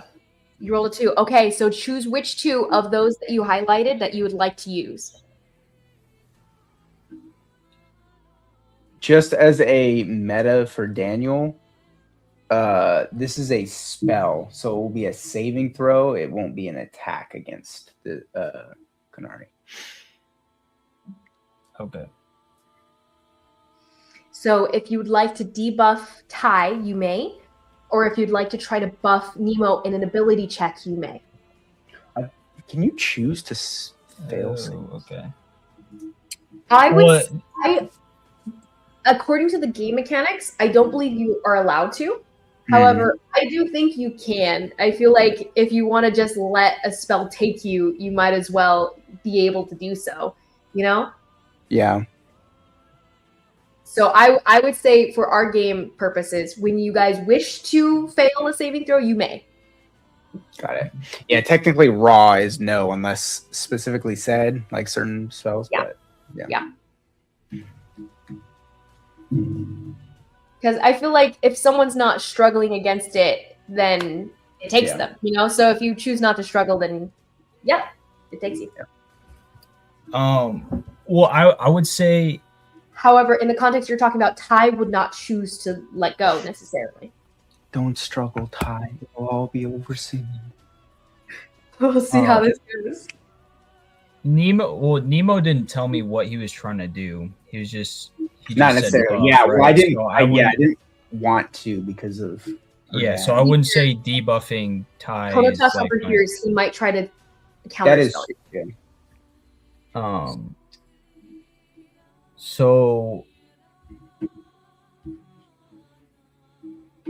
So you said it's not an attack? Mine is not. It's a spell. Yeah. Okay.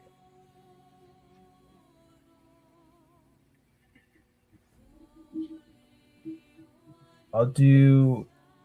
80. I would say the hunter could probably help you the most. But go ahead. What were you going to say? Well, that's an attack, right?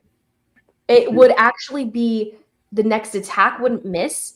But I would say in this context, since it's very vague in its wording, in this context, it could in theory apply.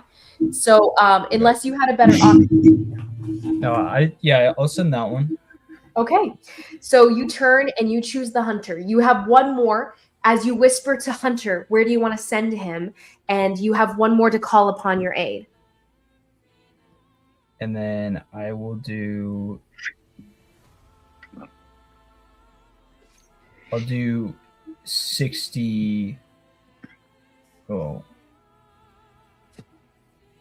Can't do that one. I'll do 86. 86. Okay, the crescent moon. As you whisper to the both of them, Crescent hasn't come out yet. And Crescent's a little bit timid, a little bit shy, but you coax her into sending this moth towards where you wish her to go. Where would you like Crescent to go? As she's a little bit timid. I'll just send both of them towards Mnemo. Okay. He's the one that. Right. Amazing. Okay. You are aware with Crescent, though she helps drastically, she can also hurt.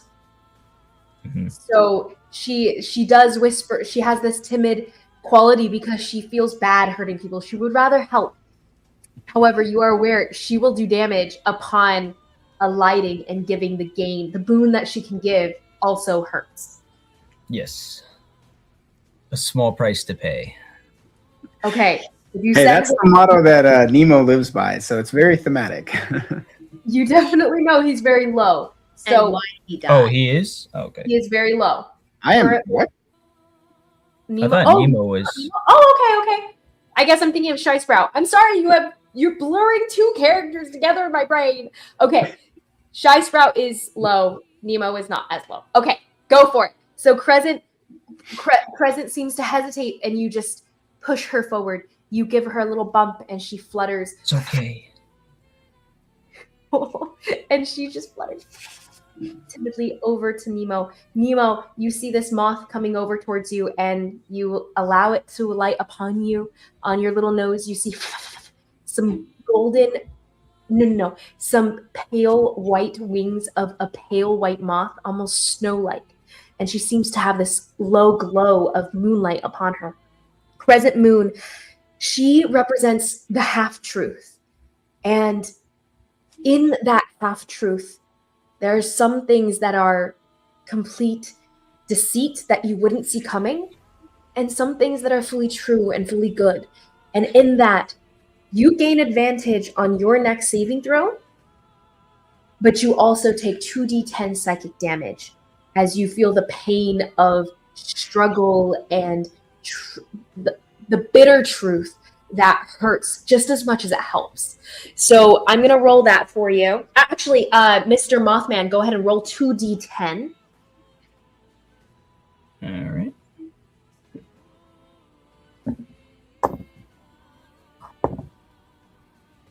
$11. Amazing. And with an 11, you take 11 points of psychic damage. Are you okay? Mm-hmm. It was a pretty high roll, unfortunate. I was hoping you'd roll like 2 2s, 2 1s. Yeah, I rolled a 3 and an 8. Oof. Tough.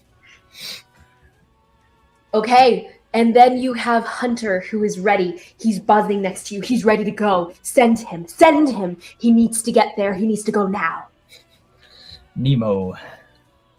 Okay, so Hunter zips forward, dodging between bodies, dodging between people around. And as he flutters into your space, Mnemo, Hunter alights on your ankle, actually. And since you haven't quite gotten up fully yet, he alights on your ankle and he buzzes. You feel this urge, this push. The Hunter pushes you towards your quarry, and you feel like the adrenaline start pumping within you. You have 15 feet added to your movement. And go ahead and roll me a d4, Mothman.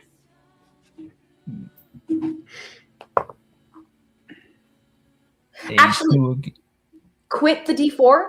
Instead, whatever your query is in this moment, Mnemo, you'll have plus 15 feet of movement until you get it. Until you do whatever it is you need to do. Whatever your target is, you have advantage. No, not advantage. Your next attack cannot miss.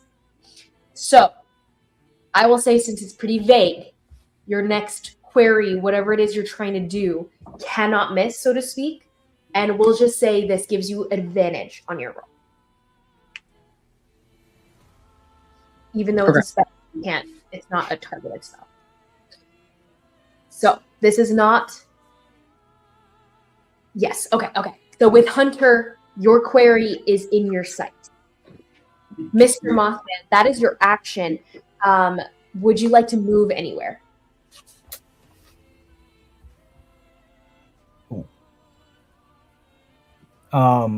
Yes, I'll probably move down well, the terror is within 6 or 5 feet, right? He's within 5 feet of you, yes. He will get a reaction on you if you move away. Yeah, I will probably just stay there then. Okay, it's up to you. It might not hit you because it hasn't hit you necessarily yet. Mm-hmm. But the damage from earlier got me pretty low, so he's kind of... Oh, got it. Okay, so then you stay put as you see the terror and you're eyeing him out of the side of your little eye. And even though you're kind of bouncing between back and forth here, and he's so much taller than you, you feel like you might get clipped and you can't take another clip. So you stay where you are. Next is going to be the top of the round. Jen-Yin is on deck. But before that, Mr. Zimmit, Jared, give me a d20 roll. And this will stand for Raiden as he is struggling to slam down the barrier against the conjuration magic that is currently opening the door to the darkness.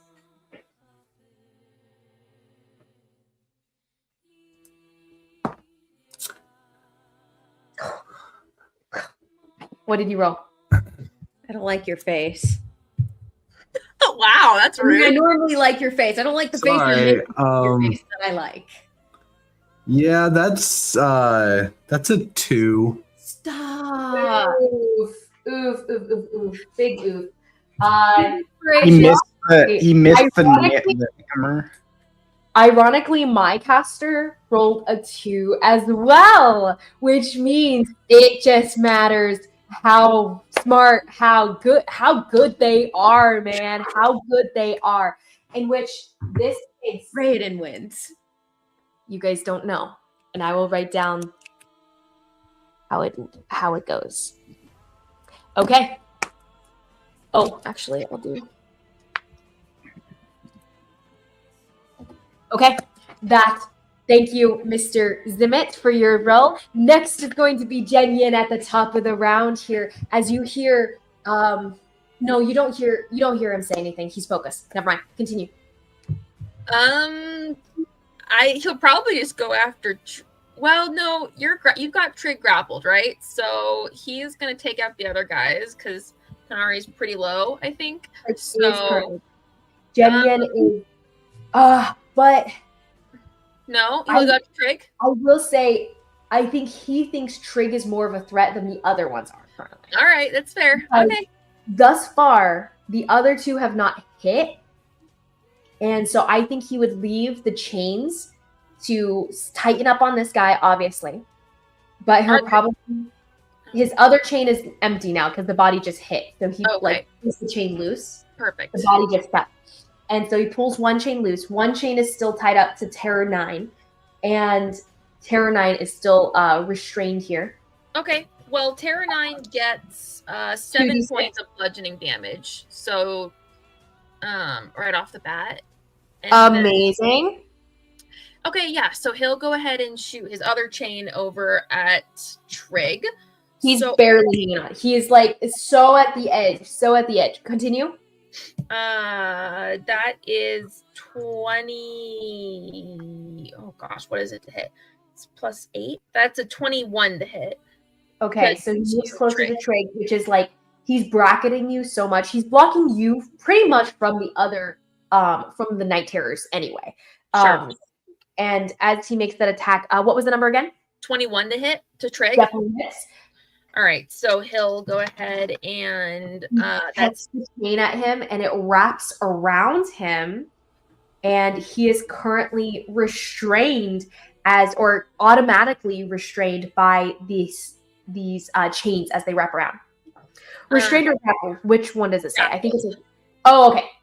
Grappled. So he's double grappled now, and go ahead and roll that damage. 12 points of 12 points damage. Okay, amazing. Yeah, he's gonna take his claw attack at Jenyin. It's cocked. Oh, natural 20, baby! Let's go! Amazing. So he wraps the chain around him and he yanks it tight. And as he yanks Trigg forward, and with Shy Sprout hanging on to him and holding him tight, Shy leans in as Jen Yin just slashes across Trigg's throat here. And so I double the dice, or I do 2 dice, right? Okay. Double the dice. Roll them all twice. I got, both of them were 8s on a D8. So 20 points of slashing damage. Amazing. Okay, so then I think he's gonna do, so his chain, he'll do the other chain that's already around the one guy. He'll attack with it to try to kill him. So let's see. Ooh, that's really good. That's a 27 to hit. 27 to hit is amazing. Against the little guy, the whatever it's called. So that is 14 points of slashing damage to the one in his chain. Okay. Terror 9 dead. Like slashes at him like backhand. He's not even looking at him, and he like his claws slice like clean through his throat, almost taking the head off as he slams back, and you hear just gurgling behind him. And he'll do his last claw attack, his second claw attack again at Trigg. So that now that his hand's free, amazing. 20. He's rolling super well right now. Which we're waiting for Konari, but that's a 27 to hit. Amazing. 26 to hit, but definitely that's still enough. That damage. All right. And one more. He has already used his reaction. Yes. So this is right before his turn, so he can't use a reaction to attack back. So that's 8 more points of slashing damage. Amazing. 8 more points. Yep, and that's... You see scratches coming up, like starting to tear at Trigg's body here at the front. And as Trigg is growling, he seems to take more notice of the damage now. Though it's not quite, he's not quite rough yet, so to speak. No. He's rough. He's rough. Yeah, that's Shenyan's turn. Amazing. Amazing. Next is going to be Trigg's turn. Konari, you're on deck. Mnemo to follow. And Trigg reacting. He's tied up in multiple different ways here. And he's yanking at both you and the chain Shy Sprout. But as he's fighting against you, his focus will probably be on Shy Sprout, who's hanging off of him. So he's going to yank at you and slam you down again over his shoulder like had happened before. So he's going to throw you down and attempt to knock you out again, pretty much. Not that he's thinking in those terms necessarily. And he slams you down. Does a 24 hit, I say. It does. Though it doesn't. So 24 definitely hits. And as he slams you down, that's going to be a lot of damage. You have literally 3 hit points, right? Right. So it doesn't. Yeah, it doesn't matter. Definitely, you are out. So you slammed on the ground. You are out again, unconscious at his legs. And he turns. He's not smart, so he doesn't finish the job, so to speak. So he's not thinking in that way. He turns to the next threat, which is going to be the wolf that's biting at him. Jen-Yen's done more damage. He'll go for Jen-Yen, who's almost as big as he is. So he turns to Jen-Yen, and he grabs Jen-Yen and slams him down into, he just slams him into the ground. Jen-Yen seems pulled, but it's harder for him to do. We'll see if he hits. It's not as easy since Jen-Yen's so big. But that's still a 24 to hit. And with a 24 to hit, that's going to be all the damage. All the damage.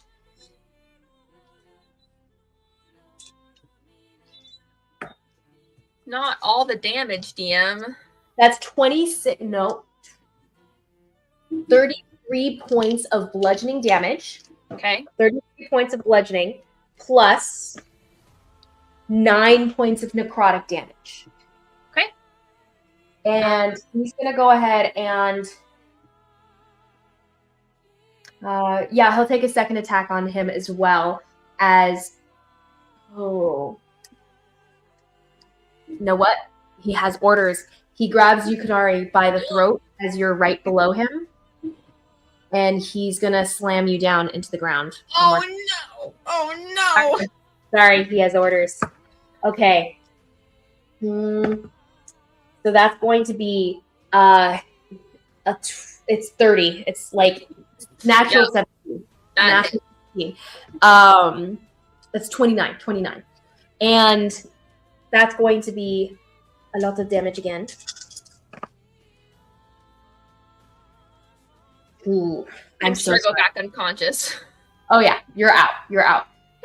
But it's like 37 something. Yeah, I'm definitely unconscious. So, roll me a Constitution saving throw from Jen-Yen, because he didn't roll since he's in his range. Roll me a Constitution saving throw for him for just the rot miasma. What a con save? Mm-hmm. That's pretty good. That's 24. He's good at con. Amazing. 24 is good. Konari, you are not able to heal for your next turn, by the way. So until your next turn. So until you roll saving throw, you won't be able to heal. Sorry, honey. What was the saving throw again? Until the start of my next turn? Or till when? Read that clearly. Until the start of your next turn. Which is right after him. So now I can't heal myself. I'm unconscious, but it's just fair enough. No, fair enough. Anybody else can. Nice. Okay, so that's going to be how much? So sorry, what was the roll for Jen-Yen? So I can roll that in case he got it. The con save? Yeah, 24. 24. Oh yeah, he passed. Good. So then he slammed you, slammed him, slammed again. That was the 3 slams there. 1, 2, And then... Wait, did I actually slam someone else? He slams you, slams Jin Yen. He has a 13. And you. Oh, Sure. that's why. Okay, I need to move you. That's why. You are bigger now. I'm going to move you over here. But not the barbarian. Nobody wants to attack the barbarian. He That's did going attack the barbarian. his turn. No. You know what, Shy? Go away.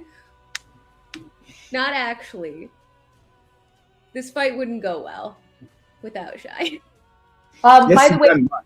Shy, since he slammed you as his reaction, this is his grab and crush reaction. You are grappled currently. So he slams you down, but he has like an arm around you. Well, I'm dead, so it doesn't matter. Oh yeah, you are unconscious, huh? Never mind. Okay, you're unconscious. Doesn't matter. Continuing. So that's going to be his turn. Konari, it is now your turn, and you may now regen. Or, well, heal. I'm muted. I can't do anything though, so. Oh, got it. No worries. You are unconscious. Miss Konari, in between here and now and then and soon after, all you see are images that you've been bathed in since you were a child, which is Ty's world. You see a beautiful purple, blue, green sky, lights glittering, changing from dawn to dusk within moments. There's no day and night here. It stands all at once. You see a beautiful place that's destroyed in the distance because you are standing on a glowing bridge made out of light. You see the crumbling of that world, Dalcor, at a distance as it crumbles in front of you. Roll me your death saving throw. You see creatures, Dakori people running past you, all of them. You see these beautiful antlers, these beautiful faces, these colors that just make up people that are different from what you've seen in visions of the real world, but it's all confusing to you. You don't know what normal people look like. This is what you think of. And what is your role? I messaged it to you. Do you want me to say it? Oh, sorry. You're good. Please message it to me. Yes, ma'am. Thank you. Okay, perfect. You see the crumbling of the world behind you, but your eyes turn away and you start to run with the rest of them. Your eyes cast upon the crowd, looking for familiar faces, familiar features, familiar antlers, but you don't see them. And you keep running. That's going to be your turn, Miss Konari, who is unconscious. Next is going to be Konotash.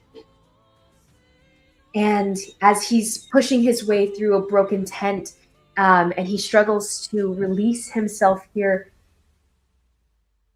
those who can see him, Mothman, Mnemo even, Jaskier even here, from this angle, you guys see the tent struggling a bit and then sinks in on itself as though there's nothing there anymore.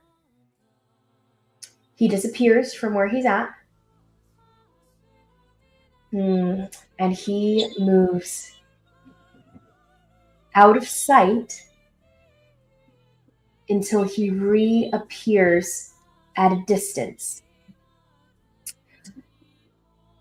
I'm going to double check. He reappears at a distance, and everyone give me oh. No, that's not what that's for. Give me intelligence saving throws, everybody. This is for a separate thing from my initial ones. You guys see energy spark up in the center of all of you. And this orange energy seems to brighten and explode from the center of all of you.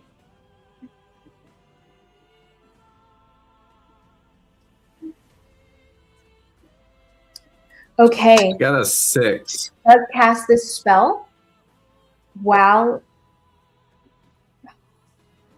Well, okay, so he casts the spell. You see him casting Mnemo. Do you try to counter? Me? Anyone trying to counter? You're not sure what the spell is off the top of. You guys just see the magic Yeah. starting to spark. Let me just cast a little counter spell real quick. Don't mind if I do. No, I do not. Okay, so then with that, he casts synaptic static at the center of all of you, point within range, 120 feet, which means he is far enough away. I'm going to get him a little further, actually. He's closer to the portal here, and he casts this at all of you, and the explosion of orange energy here as it hits you. What are your intelligence saving throws? Karhalle? I got a 17. And Okay. oh wait, I forgot to check Jaskier's modifier. Oh no. Come back to me on Jaskier. I need to find his modifier. I got a 12. Okay, 12, and Karhalle got a what? Failure. 17. 17? And then Jaskier got a 16. Failure. Oh no. 3 fails so far. Zimmit? 6. Failure. Mothman? 11.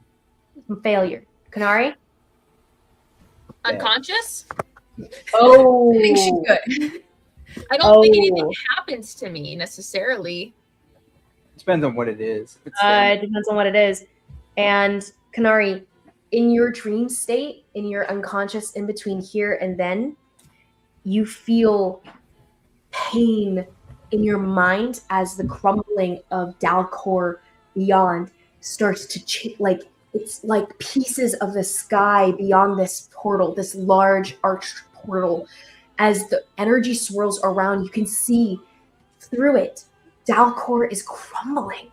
It's turning to blackness before your eyes as you look back once because you can't help yourself. And then you hear as the magical bridge beneath your feet starts to crumble as well. Konari, you lose a death saving throw.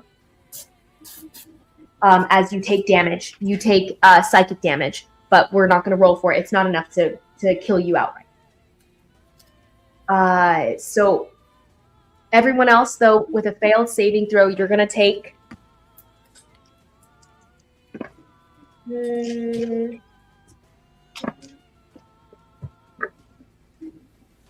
31 points of psychic damage. Halved if you succeeded, but I don't think anyone did.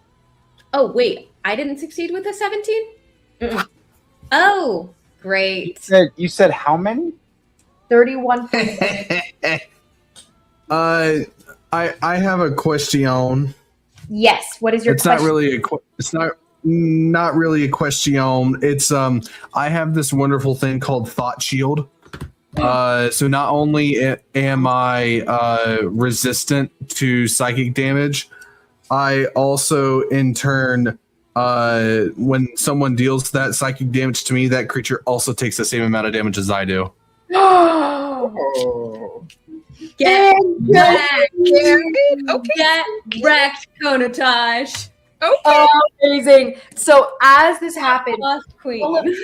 Karhalle, your eyes black out for a moment and you feel your heart skip a beat. Darkness comes over your eyes. You are blind again. And you're in your mind, you're just, no, not again. Konari, well, you're unconscious. Mnemo, you feel yourself falling from the core once again. You feel that aching, heart-dropping feeling of losing everything that you ever wanted when you were cast down back to Mizana.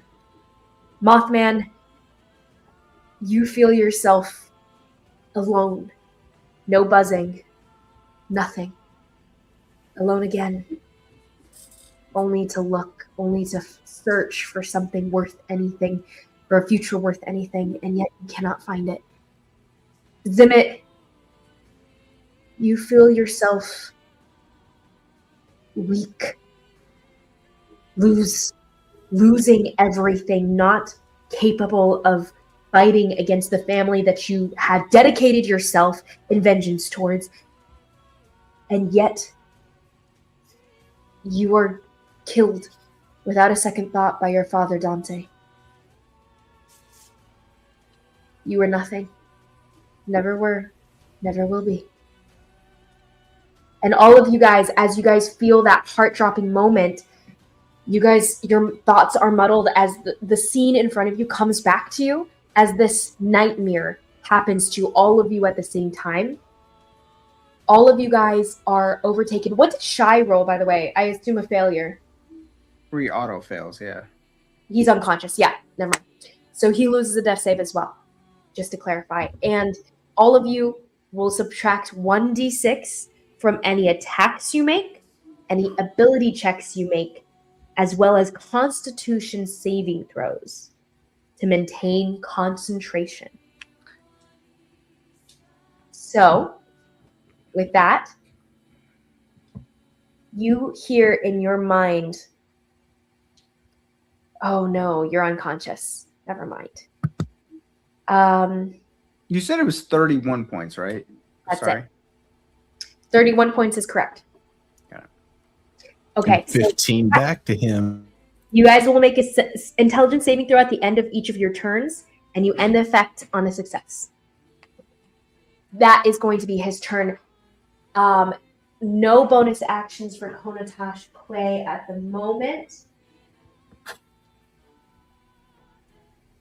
But he does blink out of appearance. He took the damage, right, DM? And thank you for that thought. This is concentration for him. Oh. No, it is not. He does not do a concentration check. However, he will be taking that damage, and I will write that in for him. He is virtually untouched, and in that moment, Konotash cringes and feels pain just like you guys did as you guys had seen him before he blinked out. You guys see his cringing face wincing, and he holds up a hand and he goes, "No!" But then he blinks out as he sees his own nightmare that deals him 31 points of psychic damage as well. It deals him only the damage that was dealt to me, which is 31. I'm resistant to the psychic damage. Thanks for the honesty. That's 15 then. But still, he was not expecting that. He is thrown for the moment. Next is going to be Nemo's turn. Okay, so just to reiterate, you said we lose a d6 on attack rolls, and what was the other thing? D6 on attack rolls, saving throws, and ability checks. And he is not aware of what you're planning to do. This was just what he was always planning to do. Mm-hmm. Actually, he is aware of what you're doing. He can read your mind. So when your mind was ripped open, Nemo, you are currently an open book. You can feel that your mind is still like bleeding thoughts. And Konari, since you went unconscious, it ended the effect on you, which is good for you. However, Nemo never did. So Nemo, you're bleeding thoughts. Okay. He has still stolen your mind as part of his ability. Yep. Okay.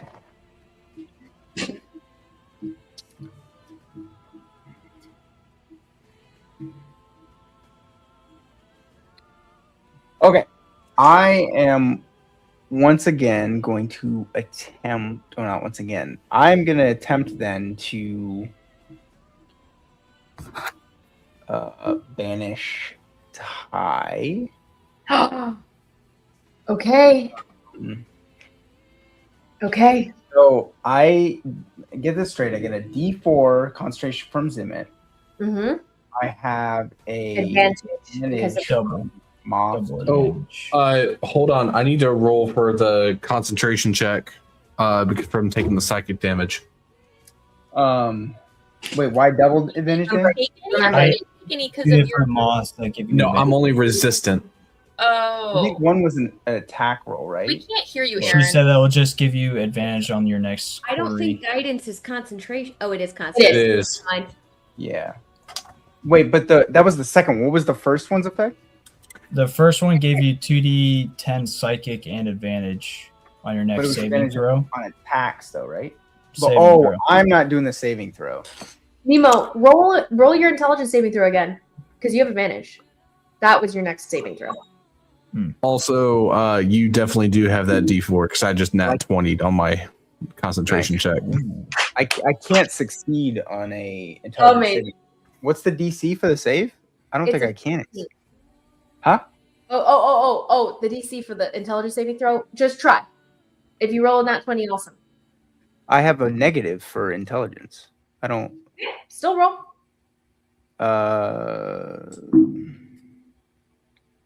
That is a 17. 17. Does not make it, but that's very much higher. Okay, so Can't succeed with Nemo.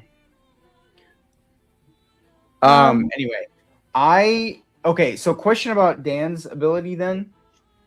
Yeah. So you'll have Is it- advantage on your roll for getting your query. yeah, it's just singular advantage though, right? Because I used the saving. Okay. No. This is specifically for your query. That advantage was for a saving throw separately. There's two. No, I ones. know. Yeah. Yeah. That's the thing. Okay. So I have advantage plus D4. Mhm. So I still need well, okay, I'm gonna roll the D4 first. Make things interesting. See what? Let's see. Let's Alright. see. 3. So I need a. This is sorry. What was the roll I'm doing? What was the roll I had to make again? The roll you have to make is it's a charisma check. Actually, Charisma check. Okay. make it a spell attack. Make it a spell attack, since this is going to be you targeting specifically. Whether or not you can target Ty in relation to Konari. Wouldn't spell attack be the same as my? Because charisma is my casting. No, I'm giving you proficiency in essence. Oh, I didn't realize spell attacks get proficiency. Mhm. Okay. Well, that's better. So I have a 3 plus 9, so that's plus 12. Okay. So I need a. What is that? I need a 13 at the lowest, or the 13 at the lowest. And remember, you have a d6 that's minused from this. So roll that d6 to see. Got it. Okay. So How many levels going on? So you hear I need now. is burning at your mind, and you feel the fear that's tugging at you and causing you to second guess yourself, causing you to hesitate. And that fear is this right here. What is this roll? So I need a 15 to succeed. And I have advantage plus okay. 8, not enough. I will use my advantage. 9, not enough. So I'm gonna use my my Sorcerer's ability to spend a sorcery magical guidance. Yep. Mm-hmm. I will expend my sorcery points. Okay, so this is the final roll. You need what number? And I got a 19, so I do succeed. Okay. So with that in mind, you are targeting the magic to hit Ty specifically. Now, everybody go deaf for a moment. I need to say something to Nathan. Liz, don't do this to me, please. I'll explain to you what happens. No. I'm clarifying something with Mnemo in what's going on here. Oh, Liz. Just deaf for one moment. One moment. I'm sorry. Go deaf, and I'll do thumbs up when you guys are ready, okay? Wait, everyone or just Konari? Everyone, but Nemo. Secrets. Okay. So everyone's deaf. Everyone can't hear? Okay. Okay. So, Nemo. You cast this banish on her. It sends her back to her home plane. And you were talking about pocket dream planes. Were you trying to target a specific dream plane? Well, the only one I would know of is the one that Shy is aware of. And that's the only one that's still existent that you know of. That, yes. Okay. Then yes, I will allow you to target this, especially with what is the final number for you? The minuses, so I got 19, 22, 31, minus 28. A 28. Okay. With a 28, you can definitely target it. And as you cast this on Ty, when she disappears, she will go to the only home plane that you have. Yes. It's still recording, so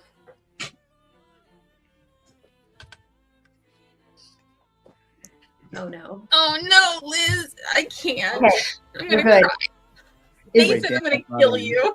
where Dan looked up. Okay, good. We're good. Okay. So Nemo's swirls his hands. The moths buzz as they have alighted upon him. And with the magic of these moths, the magic of Zimmit, this darkness that seems to swirl into the mist of Nemo's blue magic, as he casts it and he targets a creature that is attached, intertwined with Konari's soul. A small burst of white light tucked within Konari's soul. He targets it. His magic. And you see the magic within Konari start to tremble, wrapped around with this bluish energy, these blue threads that you've cast out, Nemo. Okay. Konari, roll me a d20. And this is her resistance. She would get a -6 to this, right? She has -6 to this.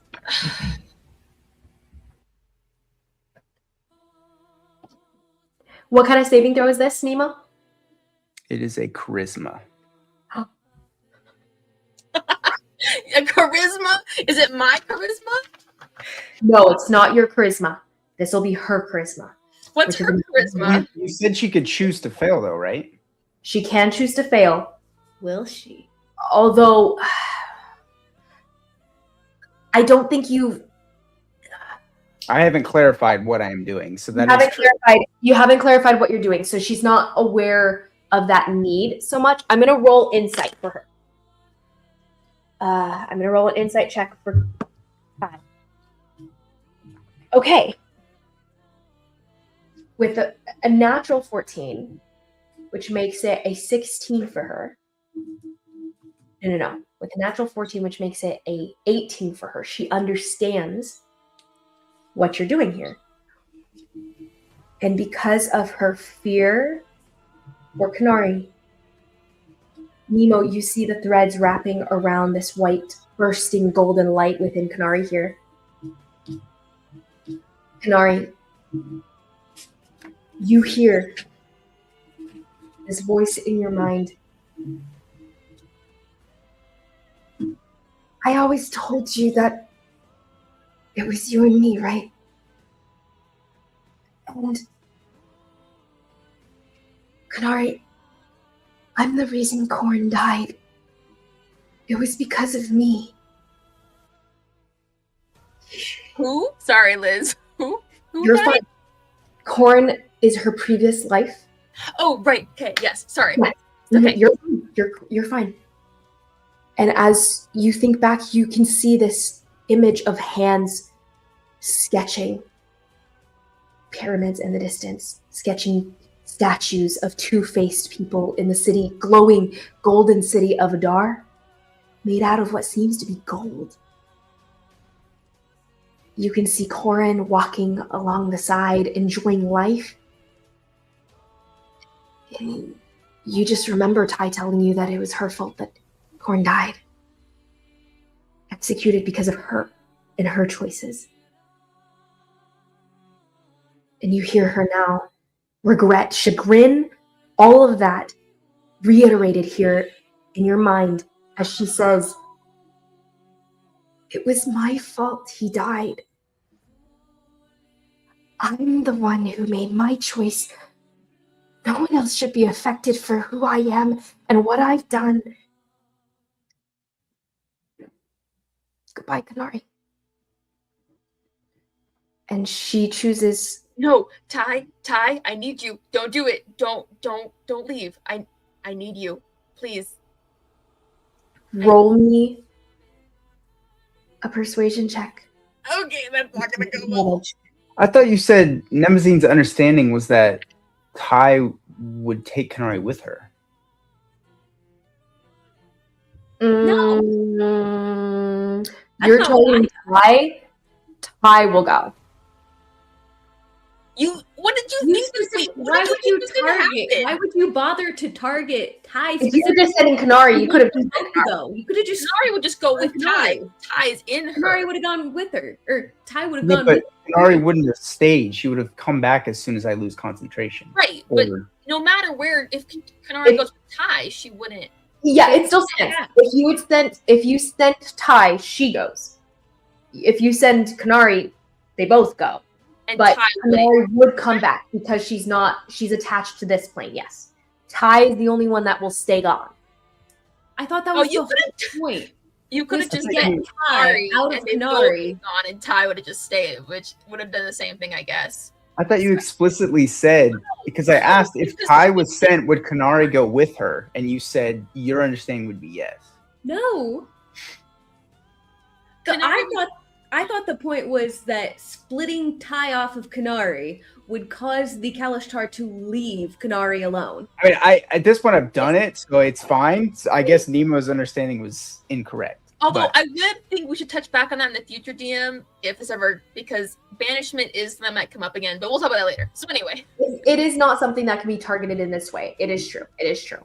But that is part of the role and part of, I guess, a more loose application of spells that we can use in this campaign. Because Sure. I'm more just curious in the future, if someone banishes Konari, I feel like Ty would stay with her. Because if someone banishes Konari, yes. Okay. Because they're targeting you. But since he was targeting the soul directly, Sure. Yeah. he goes. Yeah. That's the only reason. If he were targeting you as a whole, then yeah. But since the only reason he could target Ty, by the way, is because he can see her. Like, normal people can't target her because she's not. He is presently tapped into the ethereal plane because of his observe the tapestry ability, which allows him to see everything. Okay, well, I got an 8 on my charisma, so not good enough. Nonetheless, Ty and Konari, you no longer feel the warmth within you. You are empty. Nemo's gonna die. And with that, let us take a break, because we need to go take a break. Yes. This was not my intention, but I guess in full Nemo form. I don't know what your intention was, Nathan. My intention was to. I explicitly asked if I exile Ty, will Konari go with her? And you said yes. And so, therefore, I understood it as What were you I'm exiling. Konari? That's not what you said. No, that's not what you said. Permanently banished too. Is that what you're trying to do? What'd you say? You were trying to. Konari You were permanently trying to banished? focus the banish on Ty, and then Konari as a Permanently banish. To permanently banish rather than temporarily. I guess I understand what you're saying. However, if you were trying to take Konari with her, then Konari is still attached to this plane. It would be the same as just banishing Konari in that context. But that's why I asked if they were attached. Well, they were attached, but you were It's fine. It's fine now. Again, Nemazine. I guess I'm playing Nemazine true to character, but okay. Interesting. But you banished the soul that is not as attached to the body as like, because she's a tag along. She's tucked into the body. Like, she's not. This is not her body, and that is very clear within the soul. With the soul makeup of the body itself is what you've seen. Anyway, okay, let's take a break. Ty is gone. Crazy. Well,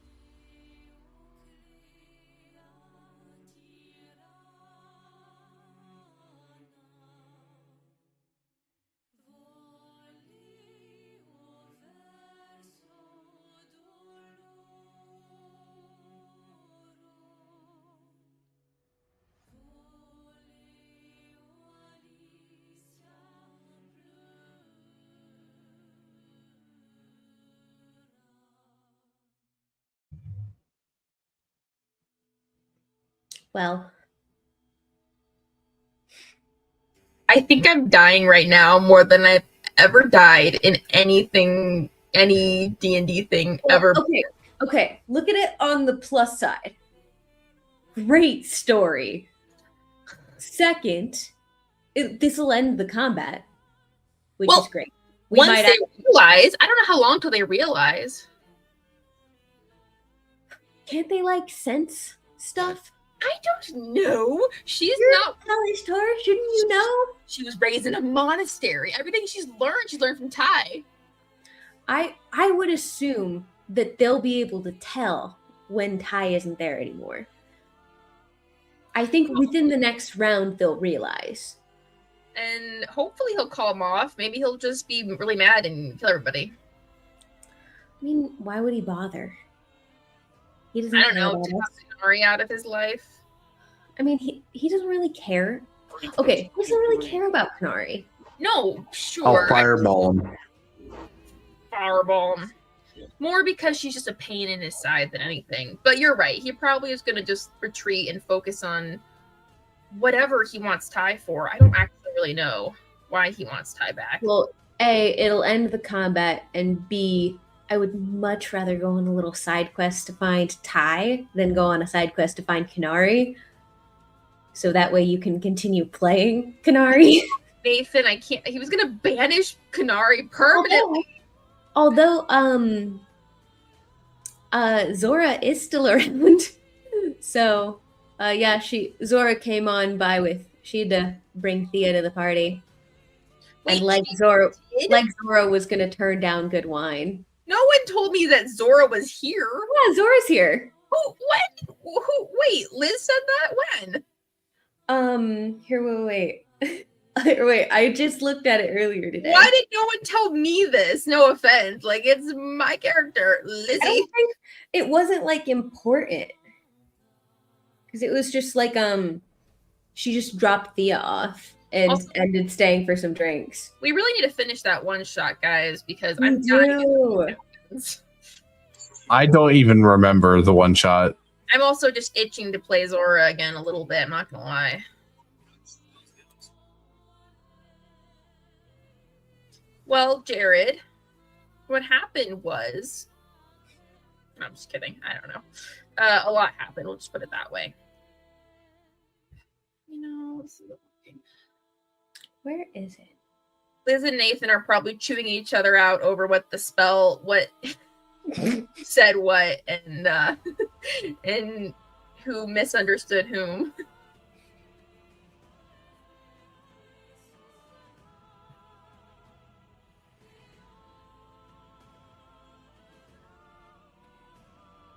Here, I just sent it to you. Cool. I lost my place with this. Shoot. Oh, that looks like a cheat.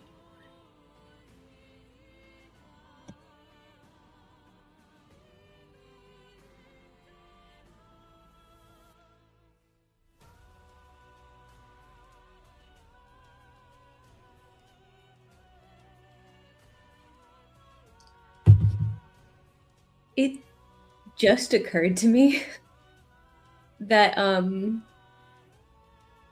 Princess Atsila Nahale, Atsila sounds like a lengthened version of Ati. And I did not make that connection. Okay, Nathan, let's get back into this. It's been a hot minute. We gotta go. Sorry. Nathan watched back the replay. He was like, yeah. We literally said that they're probably arguing about it. Mm-hmm. It doesn't matter at this point. It's okay. It's okay. It is what it is now. But he actually did say, when he was saying about the two of them, yeah, it doesn't matter. It doesn't matter. Well, we can hash it out later. But he was intending to send you both away, Konari, so that you would have been out of the fight in theory. I guess that's better, but then my character would have been permanently out of commission for a while, so I don't really know what... I don't know. And I said, hey, Zora's still here. Well, not according to Nemazine understands one thing that Konari does not. He doesn't understand fully, but it would have been a good fix for the moment and only a temporary problem to fix afterwards. So it's not a temp. So we can get Ty back easily. Is that what you're saying? Oh, no, I know. I have my theory, and I think I know. We'll see. What? Oh my gosh. Why am I the only one who doesn't know? Okay, it's fine. Anyway. Okay, so getting back into this. That ends Nemo's turn. And that comes to the night terrors that are still alive. Okay. As this happens, So long till they realize Ty is not there anymore. That's what I want to know. that's what I'm rolling for. Before they kill us. Okay. So these guys are up and still making their attacks. Nothing seems to change from that for them. They just see that Mnemo casts a spell that hits Konari but dissipates without any seeming effect. So that's what they think right now. That's going to be their attacks are going to be made on Terror Run 1. We'll make an attack on Mothman. He's just going after Mothman here. That's going to be an 18 to hit. Does that hit Mothman? Mothman, Yeah, it does. 18 to hit? Perfect. Okay, so that's going to be... Oh, you know what? That's only a 17 to hit. Does 17 still hit? Yes. Okay. Then it still does hit, still does the damage. That's going to be 14 points of psychic damage as it strikes you. So And...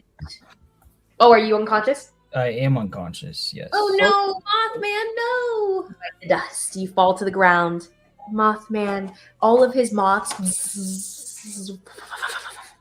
buzzing around him flutter, and the moth recedes from Mnemo, and Crescent Moon and the Hunter lands back on Mothman as all 100 of your moths start to fall on your body and cover you like a mummy of moths and fluttering. It's a little disturbing to see, to be honest. That's going to be his turn. The other terror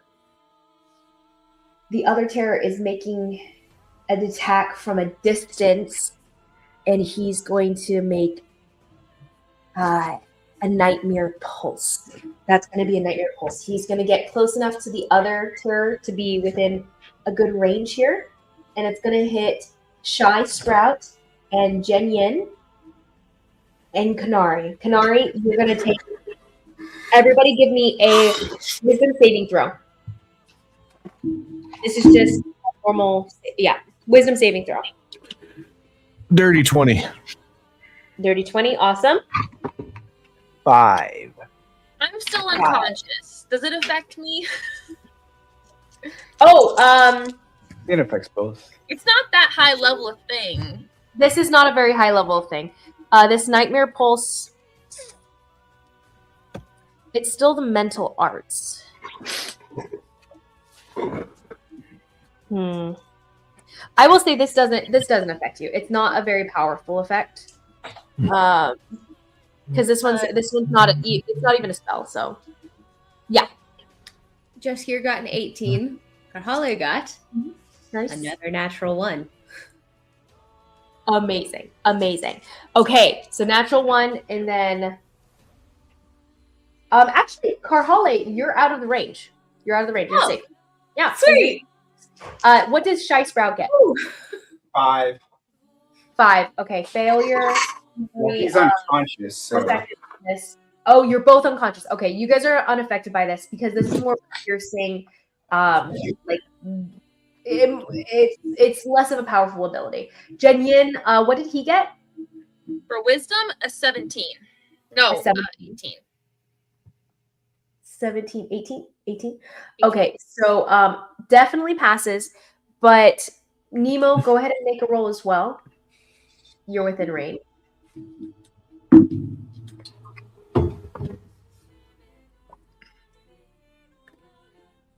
15. 15. Okay. That does also pass. So you guys are fine. And you do take half damage, though, from those who passed. So that's going to be 16 cut in half. So 8 points of psychic damage to all of you who passed, which is everyone. Nemo is unconscious. Oh. So, down. Guys! Okay. How many And points so of damage? Nemo's down.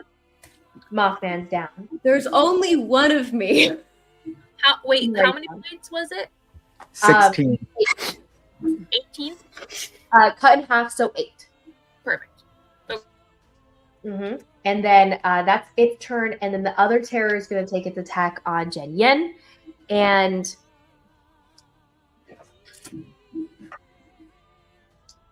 so he's going to make his attack roll. That's a 24 to hit. So he definitely hits. That's going to be... Okay, that's going to be 16 points of psychic damage to Jinyan. That's his turn.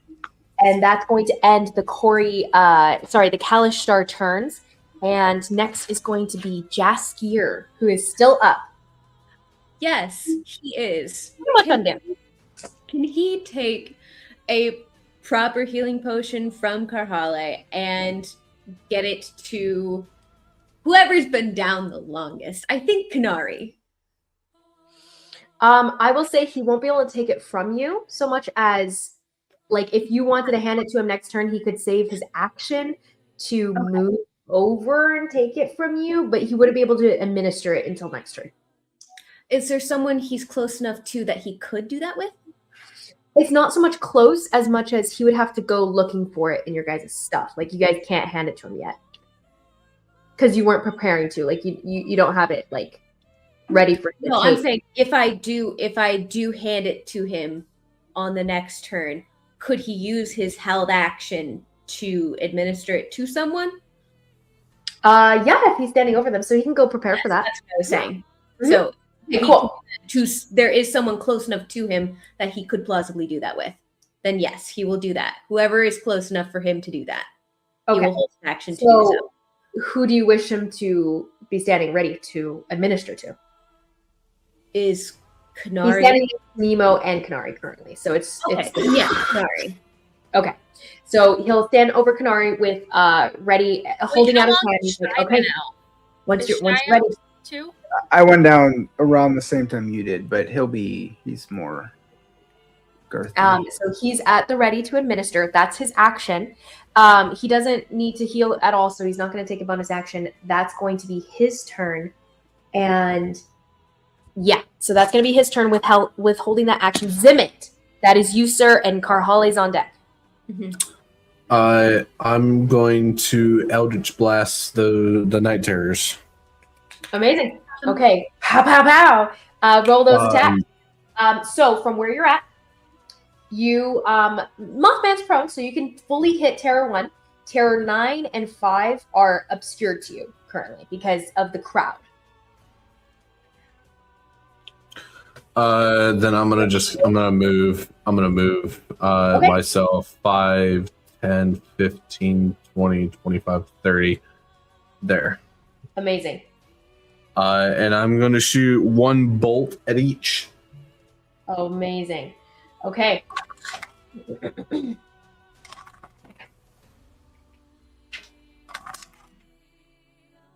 Dang! You can see them over the wreckage, which is partially obscuring them, by the way. The wreckage is high enough it comes up to about your waist or chest level, but you can see past it and still attack them. But they have a +2 to their AC, not a +5. Well, I don't think it's gonna matter. A 28, a 29, and a 29. Yeah. Let's Definitely. go. Shot. Go ahead and roll that down. Zimmit is zimmiting. Push them, right? Do what? It's gonna push them, right? No, I don't have that. Oh, I okay, just never have what is it? My brain just went out. Agonizing Blast, which just adds my charisma modifier for extra damage. Let's see here. So it'd be a D10. All right. So I can't find my D10. There it is. For terror number 1, it gets 7 points of damage. 7 points, amazing. For number 9, it gets 14. And then for number 5, it gets 9.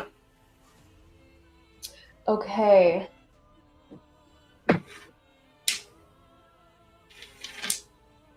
Okay, so 9 bites the dust. Dead. 1 was barely hanging on and also bites the dust. And then 5 got I 9. think that you killed Terra 9 because that was when his chain was on, and then he killed it, and his second chain was free.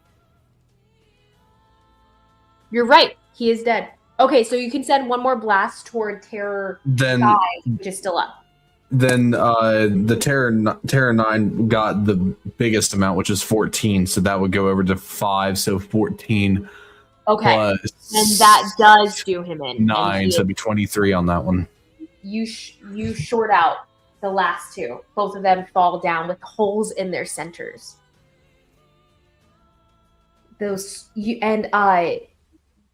Mnemo is unconscious, so he does not see this. Never mind.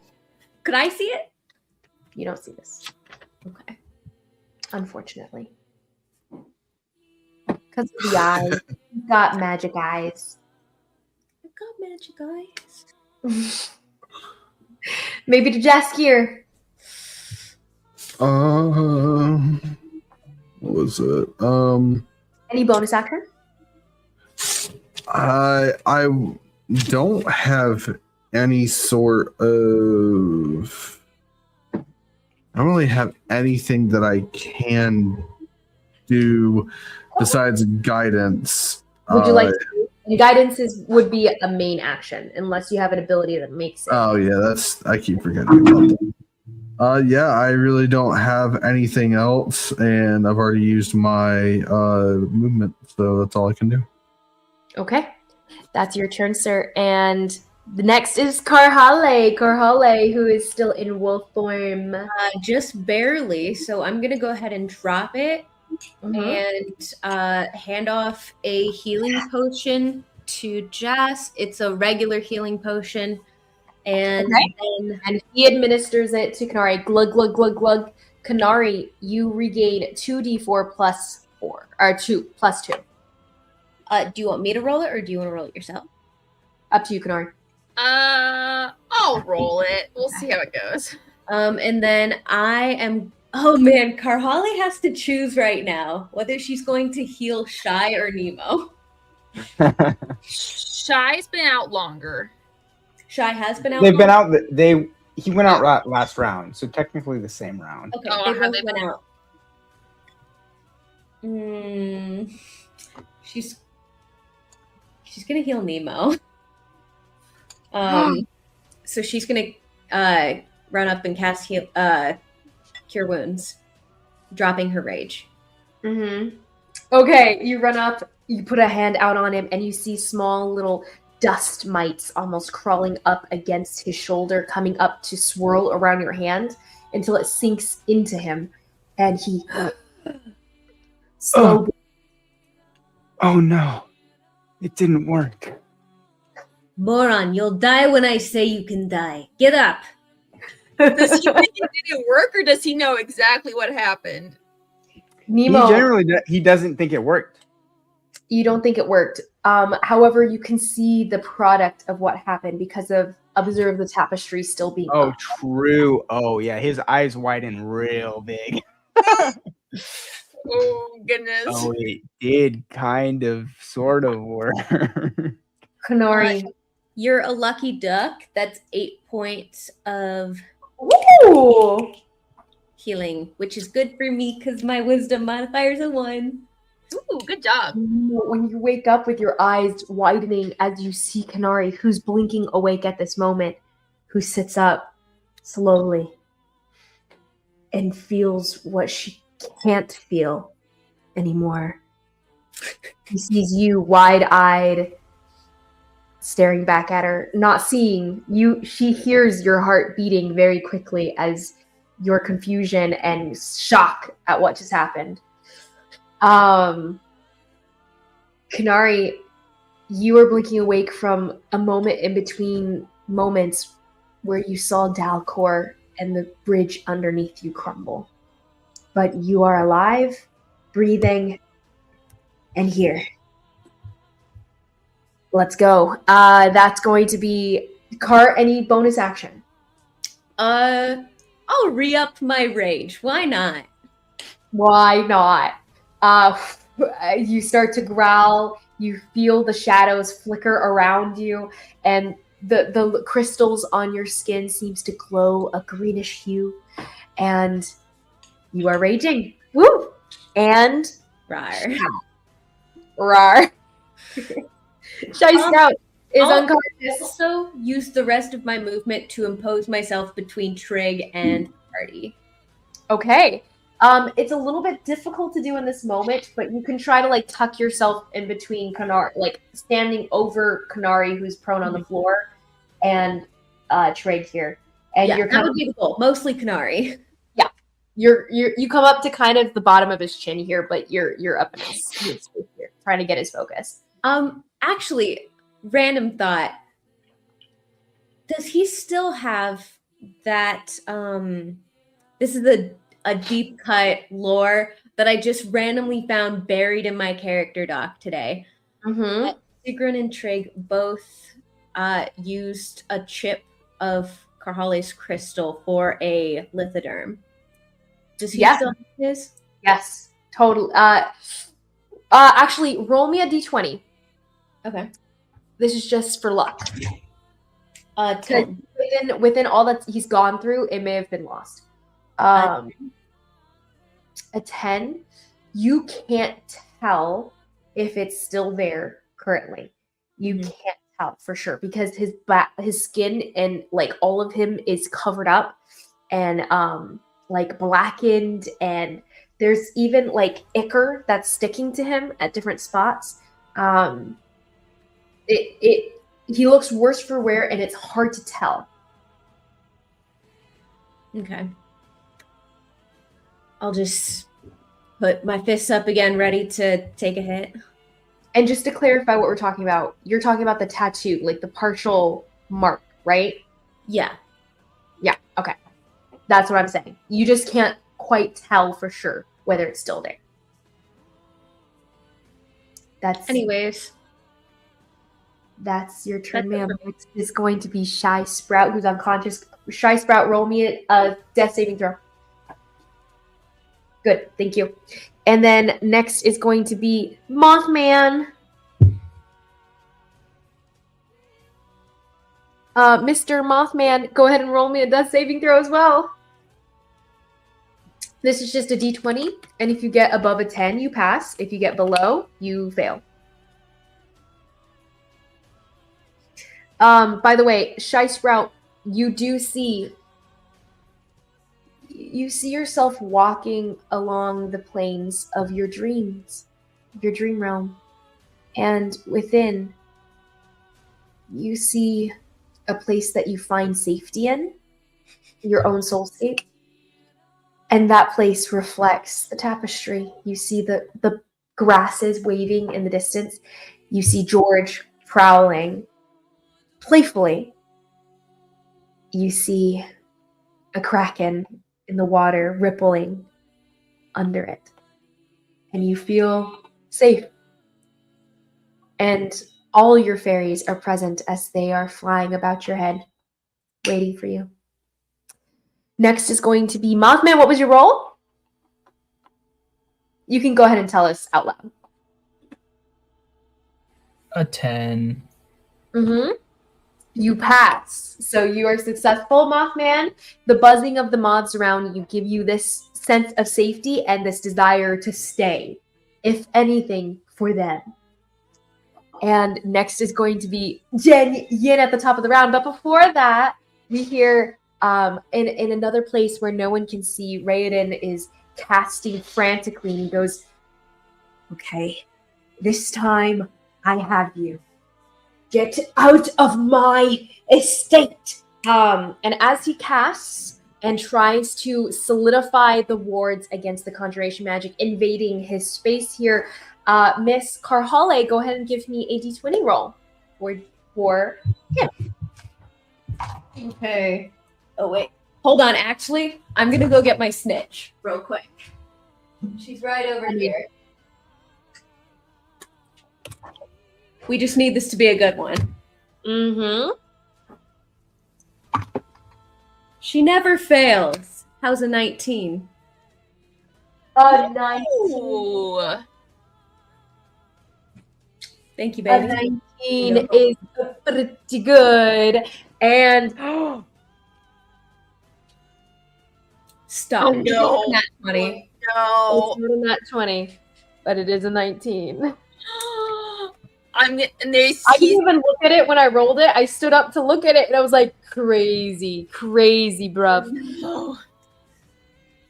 Okay, so in a place no one can see. That's crazy. That's crazy. Okay. So next is going to be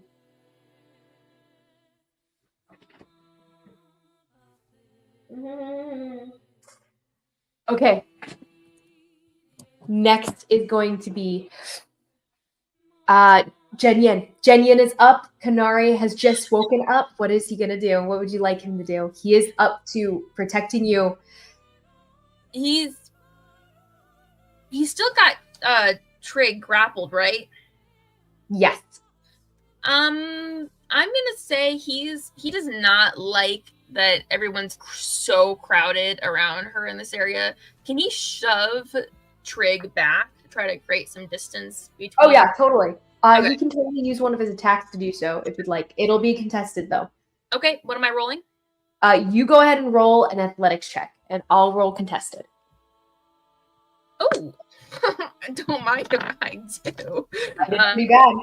What? I did pretty bad. Did you? Well, I rolled a 9, but it's plus 13, so 22. That's a 7. Plus a lot. It's not enough. Jenyen, in his anger, in his fury at Trigg here, rushes forward and throws like full-on kick, something that Konari's probably taught him, that style of kick, as he throws that kick, and just the utter strength there throws Trigg backwards away from everyone here. He's gonna go, I will say, Jenyen will throw him with Jenyen's strength, which is very high. I'll say he does go a full 5 feet back, but he will have to either let go of the chain that's holding him grappled. Done with him. Okay, actually that's fair. Yeah, so he goes a full 5 back, Gameplay. and Jenyen follows after as he's trailing him and still keeping him grappled. Okay, amazing. Other attacks. Attacks on him, so And the 2d6 as it tightens. yes, thank you. Hold on, where is my 2d6? 5 plus, that's 9 points. Amazing. Bludgeoning damage, I believe, and then he's going to hit. So that's a 2 chain attacks, and we'll do 1 claw attack. So that is a 21 and a 24 to hit. 21 and a 24 to hit. Both hit. Go ahead and roll that. That is 6. 24 between the two. So 24 total between the two of them. And then Got it. More claw attack. Oof. That is only a 15 to hit. Got it. Only 15 to hit. Still does. Oh, misses. Sorry. Okay.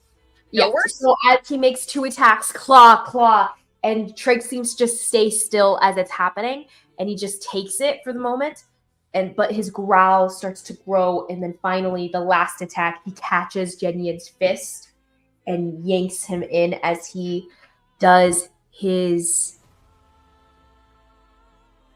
I don't think he's used that slam attack yet this turn. So he's going to react and use his slam against him. So that's So going to. Oh, it's only a 17 to hit. Does it hit? does not hit.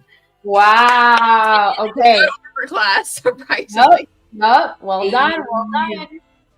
Okay, that's his attack there. That's going to be so he yanks him in and Jen Yin turns it on him and flips his hand off of his own using, even though it's a superior strength, he uses Konari's own skills that she's taught him to combat it. That's his turn. Next is going to, and it uses Trigg reaction. So that's going to be Jen Yin's turn.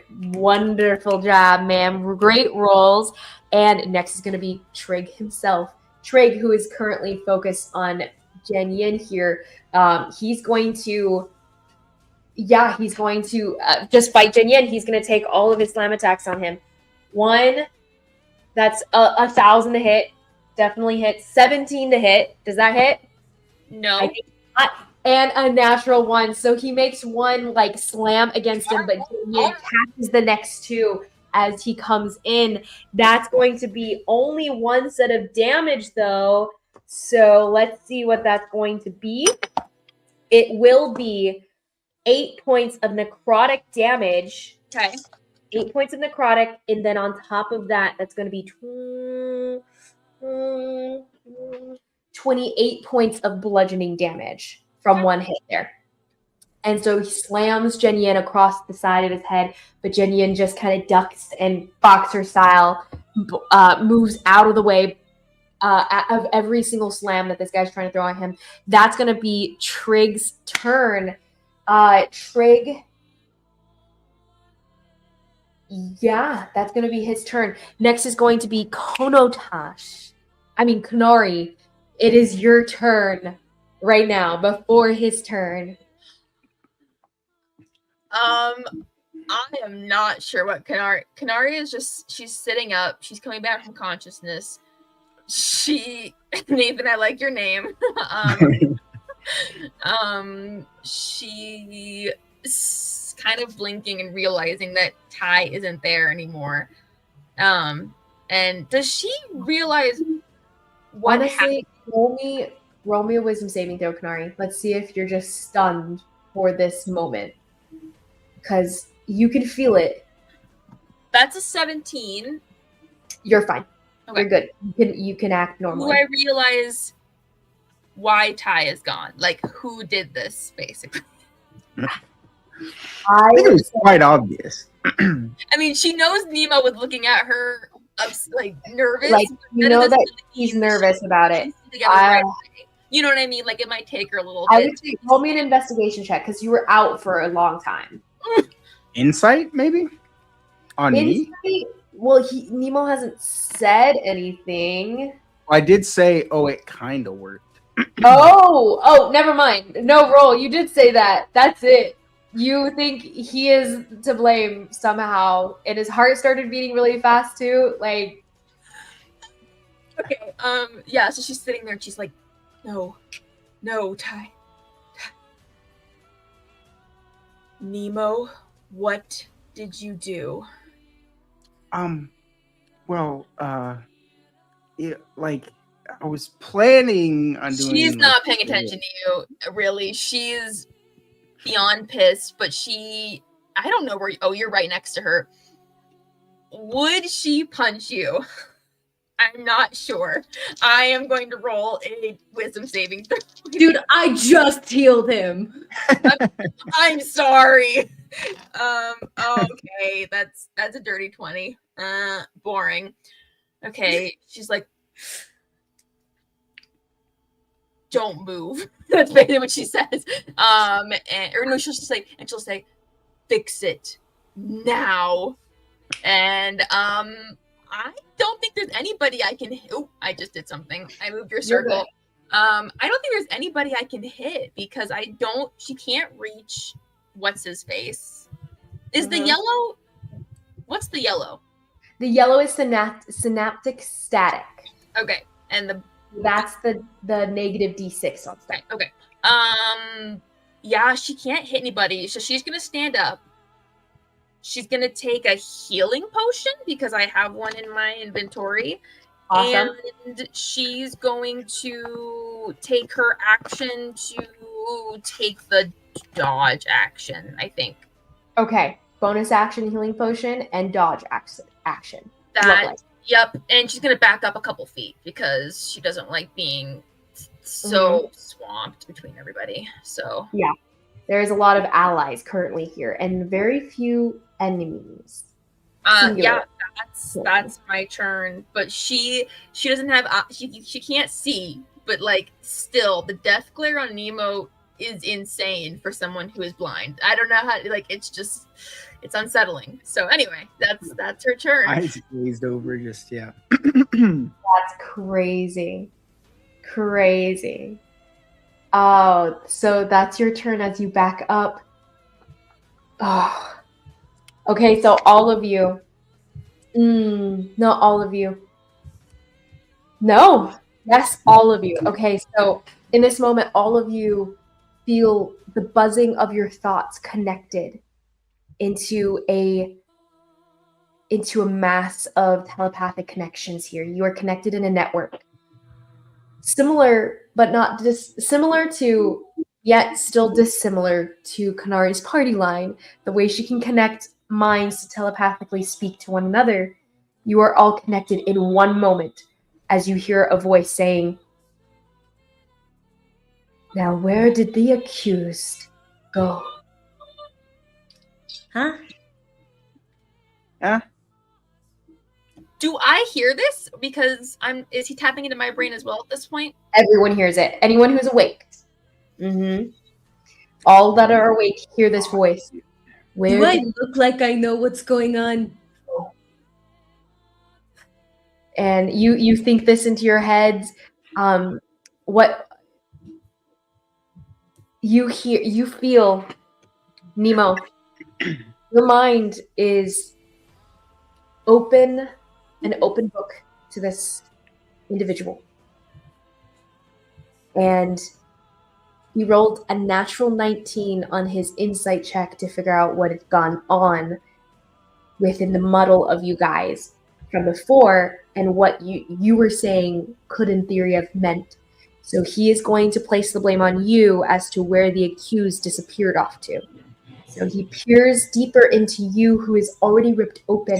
You tell me what Mnemo the location is, to which he will understand. You can text it to me. What Wait. does Mnemo think happened here? Where is the accused? You want me to text it to you, or? Well, you can. I know what I would assume, but do you have a different understanding of what Mnemo thinks just he did? Oh, not really. Yeah, he's guesstimating, but he's pretty sure on what he was guesstimating. Okay, so how much does he know about this? And how much does Konotash now similarly know, since you are an open book to him? Very little. And so what would be the lead that is now Konotash's based on your understanding of what just happened? Shy. Okay. So you guys see Trigg move his head, cock his head just a moment as though listening to something. You guys all, the connection between you, broken. You're all not hearing errant thoughts from each other's thoughts all of a sudden. Again, alone in your own mind. Shy Sprout is still unconscious, correct? Unconscious, yes. Mm-hmm. Trigg's head cocks. And it seems almost like he nods for a moment. And Konotash casts the spell. He goes ahead and casts Counterspell. yeah, so he starts to cast a spell. Does anyone have any counterspell for that? Mnemo, you're lead?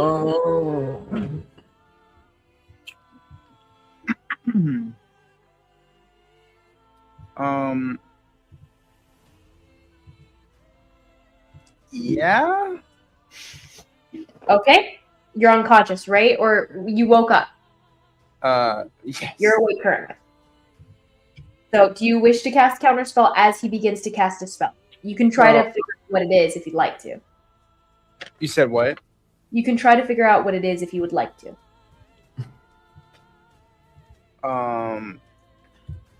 Before I cast it, or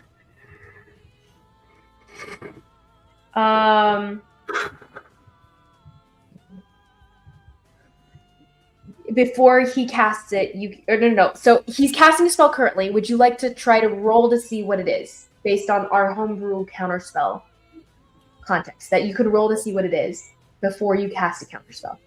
I think at this point, no.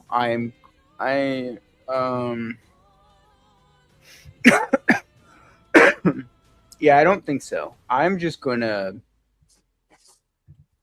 attempt to siphon it, I guess. Oh, okay. Go ahead and attempt. And go ahead and roll go ahead and make your roll. You know what? Actually, I'm gonna quell this. You're gonna quell instead. Okay.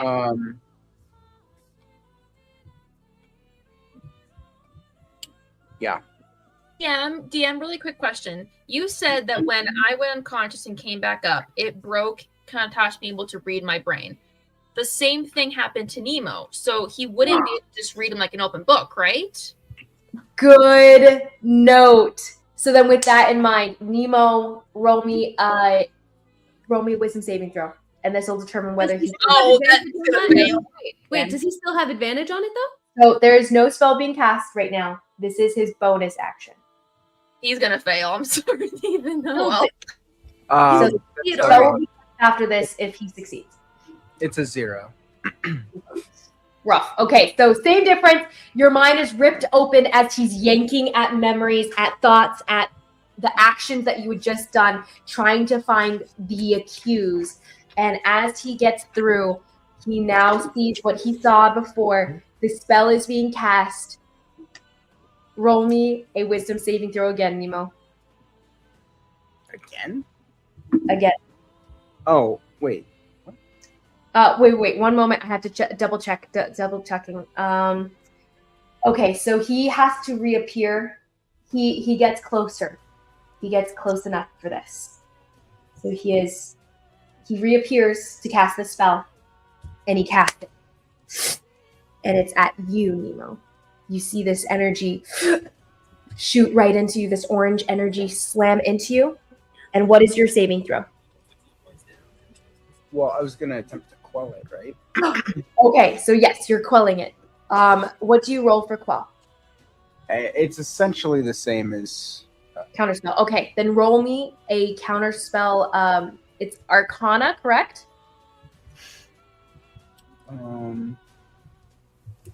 So I'm going to cast it at 5th level. Okay. You're casting at 50. You have the spell slot? Yes. So this will be... So you put the interrupt sauce. So is it 5th level or lower? 5th level. 5th level? Okay. So then it's less than or equal to the level. Yeah. So then when it slams into me, I would then just absorb the spell itself. Lucky man. So it slams into you, and instead of it overtaking your mind as the magic shoots towards your mind, you grab it. You grab the threads that were wrapping and tangling over your own your brain itself as the threads try to net you in almost. You catch it, you yank them, you coil it into a small ball that you can expel when you wish to. It was a modify memory spell at 5th level.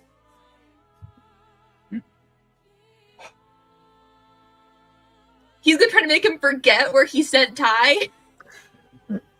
Do it on him. You should do it on him. Make him forget where Ty is. Come on, Nathan, you can do it. Make him forget about Ty altogether. It only lasts 10 minutes, I think, That's right? I Oh. don't know if I remember that It bad. has been shorter than 10 minutes. What He is can it? modify anything within 10 minutes. Yeah. A 10-minute span, so he can remove the entire fight from Nemo's memory. Nemo wouldn't even know he did anything, much less where she's at. That's insane. And that is exactly what he intended to do. Nemo, you are now holding a quelled modify memory in your hand.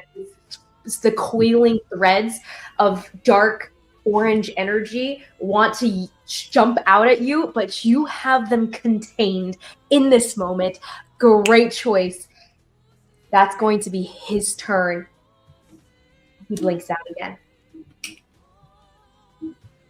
That's his turn. Next is going to be Nemo. Actually, how the turns have tabled. Okay. So, Nemo, with Observe the Tapestry, you can see him. Aha.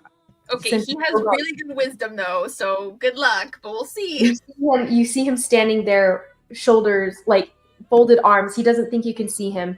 And he's presently, like, he's moving gently in a different direction so that he's not in the same place that he was before.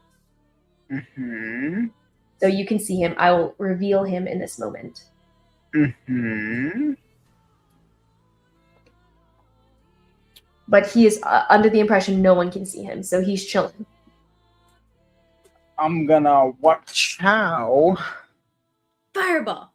a little The modify memory. Never mind. modify Proceed. memory. Hiya. He sees you casting in his direction. You gonna counterspell my counterspell, bro? I think he's gonna try to counterspell. He's gonna try. Add it He's to the gonna stack. roll. He's gonna roll. He's gonna cast a normal counterspell, and he's gonna have to roll for it. So, as he casts his own counter to the counter spell, that's going to be a success. It disperses. Dang. Oh, that would have been so good. It would have been so good. Oh man, if Thea was here, she could have imposed disadvantage on that. Oh, I miss Thea. Old Should let Nemazine. Karhalle stay dead, and you could have kept Thea. Old Nemazine tapped into the dark arts of. That is his reaction, though. Mm-hmm. Okay. I will then.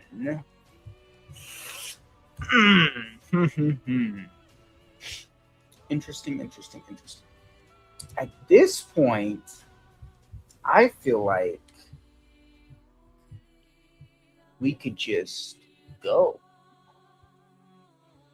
Right? You could just go. Just skedaddle. Because now that Konari is unleashed from her little thingy thing. No, I'm not. I'm still stuck. How does she not? Because that was the whole point of banishment, and it didn't work. No, you could have just used the freaking purple stone thing I gave you and dispel magic, and that would have freed me. I couldn't in that moment because I was restrained. But actually, speaking of, now that you did that, I can. And so I will go ahead and try and cut Konari loose. Do I have enough movement to do that and to get to little moth dude? Yeah, probably. Mothman is not that far away. I will attempt to. Actually, I'll go to Mothman first. Give him a little slurpy juice. Okay. You have a healing potion to do this. It would be an action to do so. To force feed him, it's an action. It's an action. We've discussed So bonus to do it yourself, but if you're trying to force feed someone, it is a full action. So You have to can my dig through the maws to get to my mouth. though. yeah, actually, for real. So for my cutting of the tendrils, can that be my object interaction? Cutting the tendrils? Because I'm interacting with the tendrils. No. It would be your action. Okay, I'll cut Konari loose then. Cut her loose from The dot. tendrils with the thing? The tendrils. What are we talking about? What are you talking about? The spell that's around you guys? Didn't you say the the thing I have? I can now cut through whatever's holding her. What's she's He she's wants not to being. spell the- Oh. Got it. Honestly, in all the drama, I forgot about it. She is currently caged up. Yes, that is true, and yes, you may use it. You take the shard that you have, and you crack it, and as the soul tries to escape, you catch the threads of magic that make up the soul.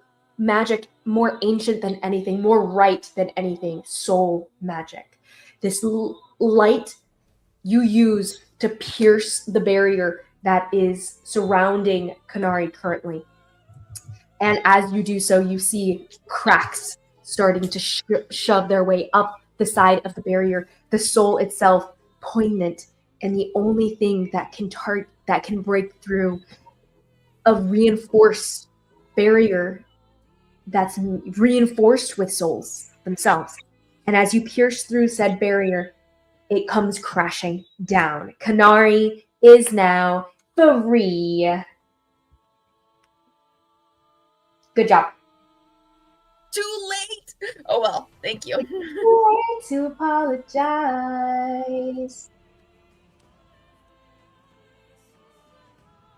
I have to trash that one. Then this one's back. Okay, cool. Well done, Mr. Mnemo, using your action to unravel the tapestry. That is your action. And is that it for today? For this moment? Yeah. That's all. Okay, that's going to be your turn. The night terrors are dead. Jaskier is on. Jaskier, what would you like him to do? He is currently hovering, kind of unsure. If he could get shy. Come on, healer. And he goes, Oh, all right. Moth can do heals. He rushes over. Well, he doesn't have weapons right now, so this is his best use of time. He steps over This really is the best use of his time. and he glugs another healing draught, which will be one. No, I was saying moths can heal, whereas Shy cannot. Moth Guy's unconscious. Oh well, okay. Mothman is unconscious. Oh, And 2 points. I can help. Man. 2 points bring back Shy Sprout, who is now awake once again, barely. And you have 2 points, Shy Sprout. Mhm. And Jester goes, okay, you guys all keep going down. Maybe not. Maybe not. And that's his turn. Jaskier goes, Zimmit, it is now your turn. And you do not see Konotash, who is only visible to Nemo's eyes currently. Okay. Since I have no clue where he's at, let me ask you this. Would I have known what had happened to Ty? I don't think so. I think you have very little context, even more little context, because you barely even know Ty exists at this point. Okay. Barely aware. Then I'm going to get as close as I can. 5, 10, 15, 20, 25. I'm going to get right here beside Trigg. Mhm. Might as well. Next for Ty is Shy just petting next to Konari every couple of hours in a weird motion. And What? Oh, sorry. Oh, that's Zimmit's context for Ty. I just didn't hear what Nathan said. I'm I more said- or less. Sorry, Oh. you go, Zimmit. You go. I'm going to I'm basically gonna do what I did last session, but I'm gonna do it a little differently. So I'm Okay. gonna use this spell called Blight. And it specifically says necromantic energy washes over a creature of my choice that I can see within range, draining moisture and vitality. I don't know why it has to say draining moisture. However, it got me thinking, if it's draining specifically moisture, can it drain the blight from him? Instead of like... For blight, So- I think in this context, blight wouldn't drain the moisture. It would actually like add your own like darkness to Okay. something, you know? Okay, you'll then... The opposite of Then I guess I'm just gonna do what I did last time then and use enervation on okay. By the way, Trigg to as a try main to pull it mechanic for this, the more you do it, the more every 10 HP you do to him in this way will lower the saving throw he has to make, the DC of it, when he is trying to regain consciousness or trying to find himself again in this. Okay. Like you're lessening its effect on him in that. So you've lowered it already somewhat. And every time you do this, it'll lower it more. All right, it is a dexterity saving throw on him. Okay. He sees this. He is grappled currently, but that doesn't affect his saving throw here. That's going to be a dexterity saving throw, though, which is not something he's great at. So that's only a 13. That fails. Yeah. Wow. So it is He's not a very fast guy. it is technically a 4d8 damage, so to speak. And I stay connected with him. It's now concentration for up to a minute. Mm-hmm. And let me see. Where's my ID? Okay, I don't know. Wow.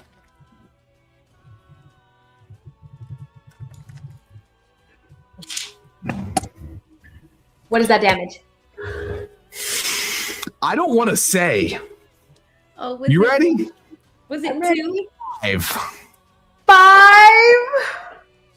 Oh, That's so sad. A 1, a 1, a 1, and a 2. Honey. Rough. Wait, do I add? Hold on. Do I add my? No, Probably not. That's not Do I add Emily. my? buddy. that's so rough. Unless it says It's that many unlikely. D8 plus your charisma. It's just the No. Rough. No. That's okay. That's okay, buddy. It's still great, and it's stuck on him now, so you'll D8. keep on doing it. good. You did good. Shut- It's okay. You killed a bunch of. You've been very key to this whole situation, sir. Everyone has actually been very key. It's true. And I don't need to. No, he makes the roll, right, to try to remember. He would, but nothing's happened to really shake him right now. Okay. This is just lowering the DC for when it happens, Okay. in theory. But yes, good job. You see some of the blackness drain from him, but it's only almost like a puff of black that comes out.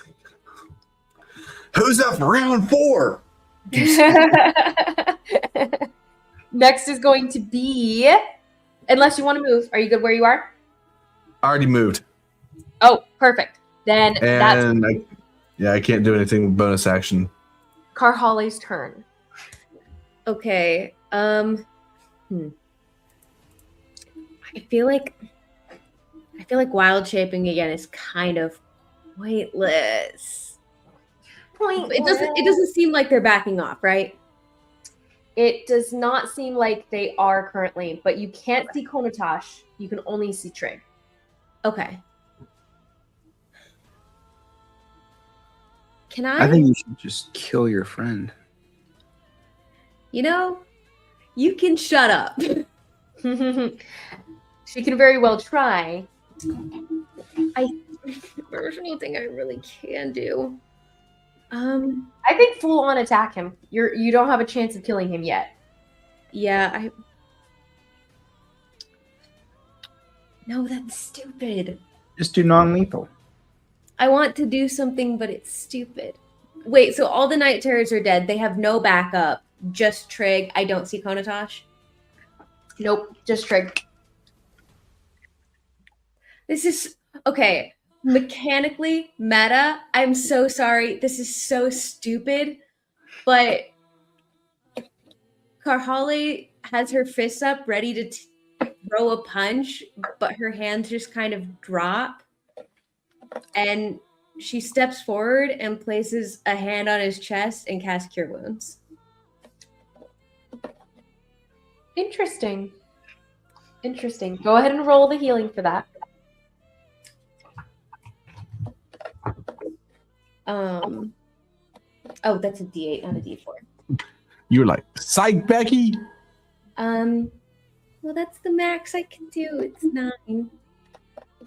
He's growling and like he's yanking at the chains that are around him currently, and as you do so, he's kind of just startled at how slow you're doing it. It doesn't seem like an attack, and so his natural instinct isn't necessarily to fight against you. And you heal him. Just It seems as he's healed, though, he is away from you and growls in pain, actually, and knocks your hand off of him. He won't let you do that again. It hurts instead of heals. How much was that? 9. 9. Just come home, Kavane, please. You I see can't light. live without you. Light glows off of your fingertips as you say this. And he seems to just cringe away from the light as it's pressed into him. And he's healed, but instead it seems to act against what's running inside of him currently. Which is probably more of a good thing. It's almost as though he's purified just a bit. That's going to be your action. Would you like a bonus action, ma'am? Yeah, I'm gonna bonus action re-up my rage because I can. And just security blanket. Put that Of up. course. He will fling a wisdom saving throw, although it's not quite a low enough DC for him to actually make, unless he got a natural 20. That's crazy.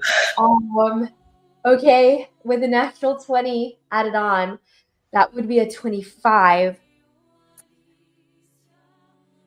Okay. So he does not quite break away fully, so much as you say this and as you have this purifying light that heals him in a truer way than you even meant to. His eyes blink.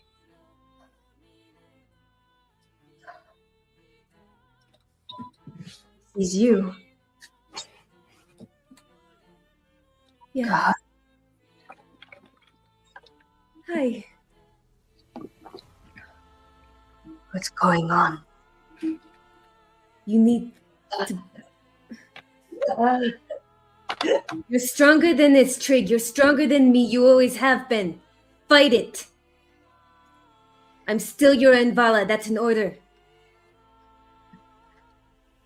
And he'll try to fight it. You broke through, but it's about to take him back again. That's crazy that you were even able to. He will be stunned for his next turn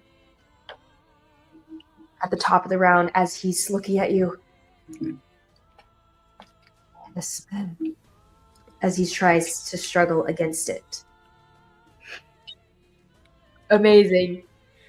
He will roll again come his next turn. That's going to be your turn. And next up is Shy Sprout. But I think here we will call it Shy. I'm going to circle. Dude, this And battle's taken 4 sessions. that will end us here. Thanks for playing, guys. So we're gonna move on next session, right? We're gonna be done with this combat and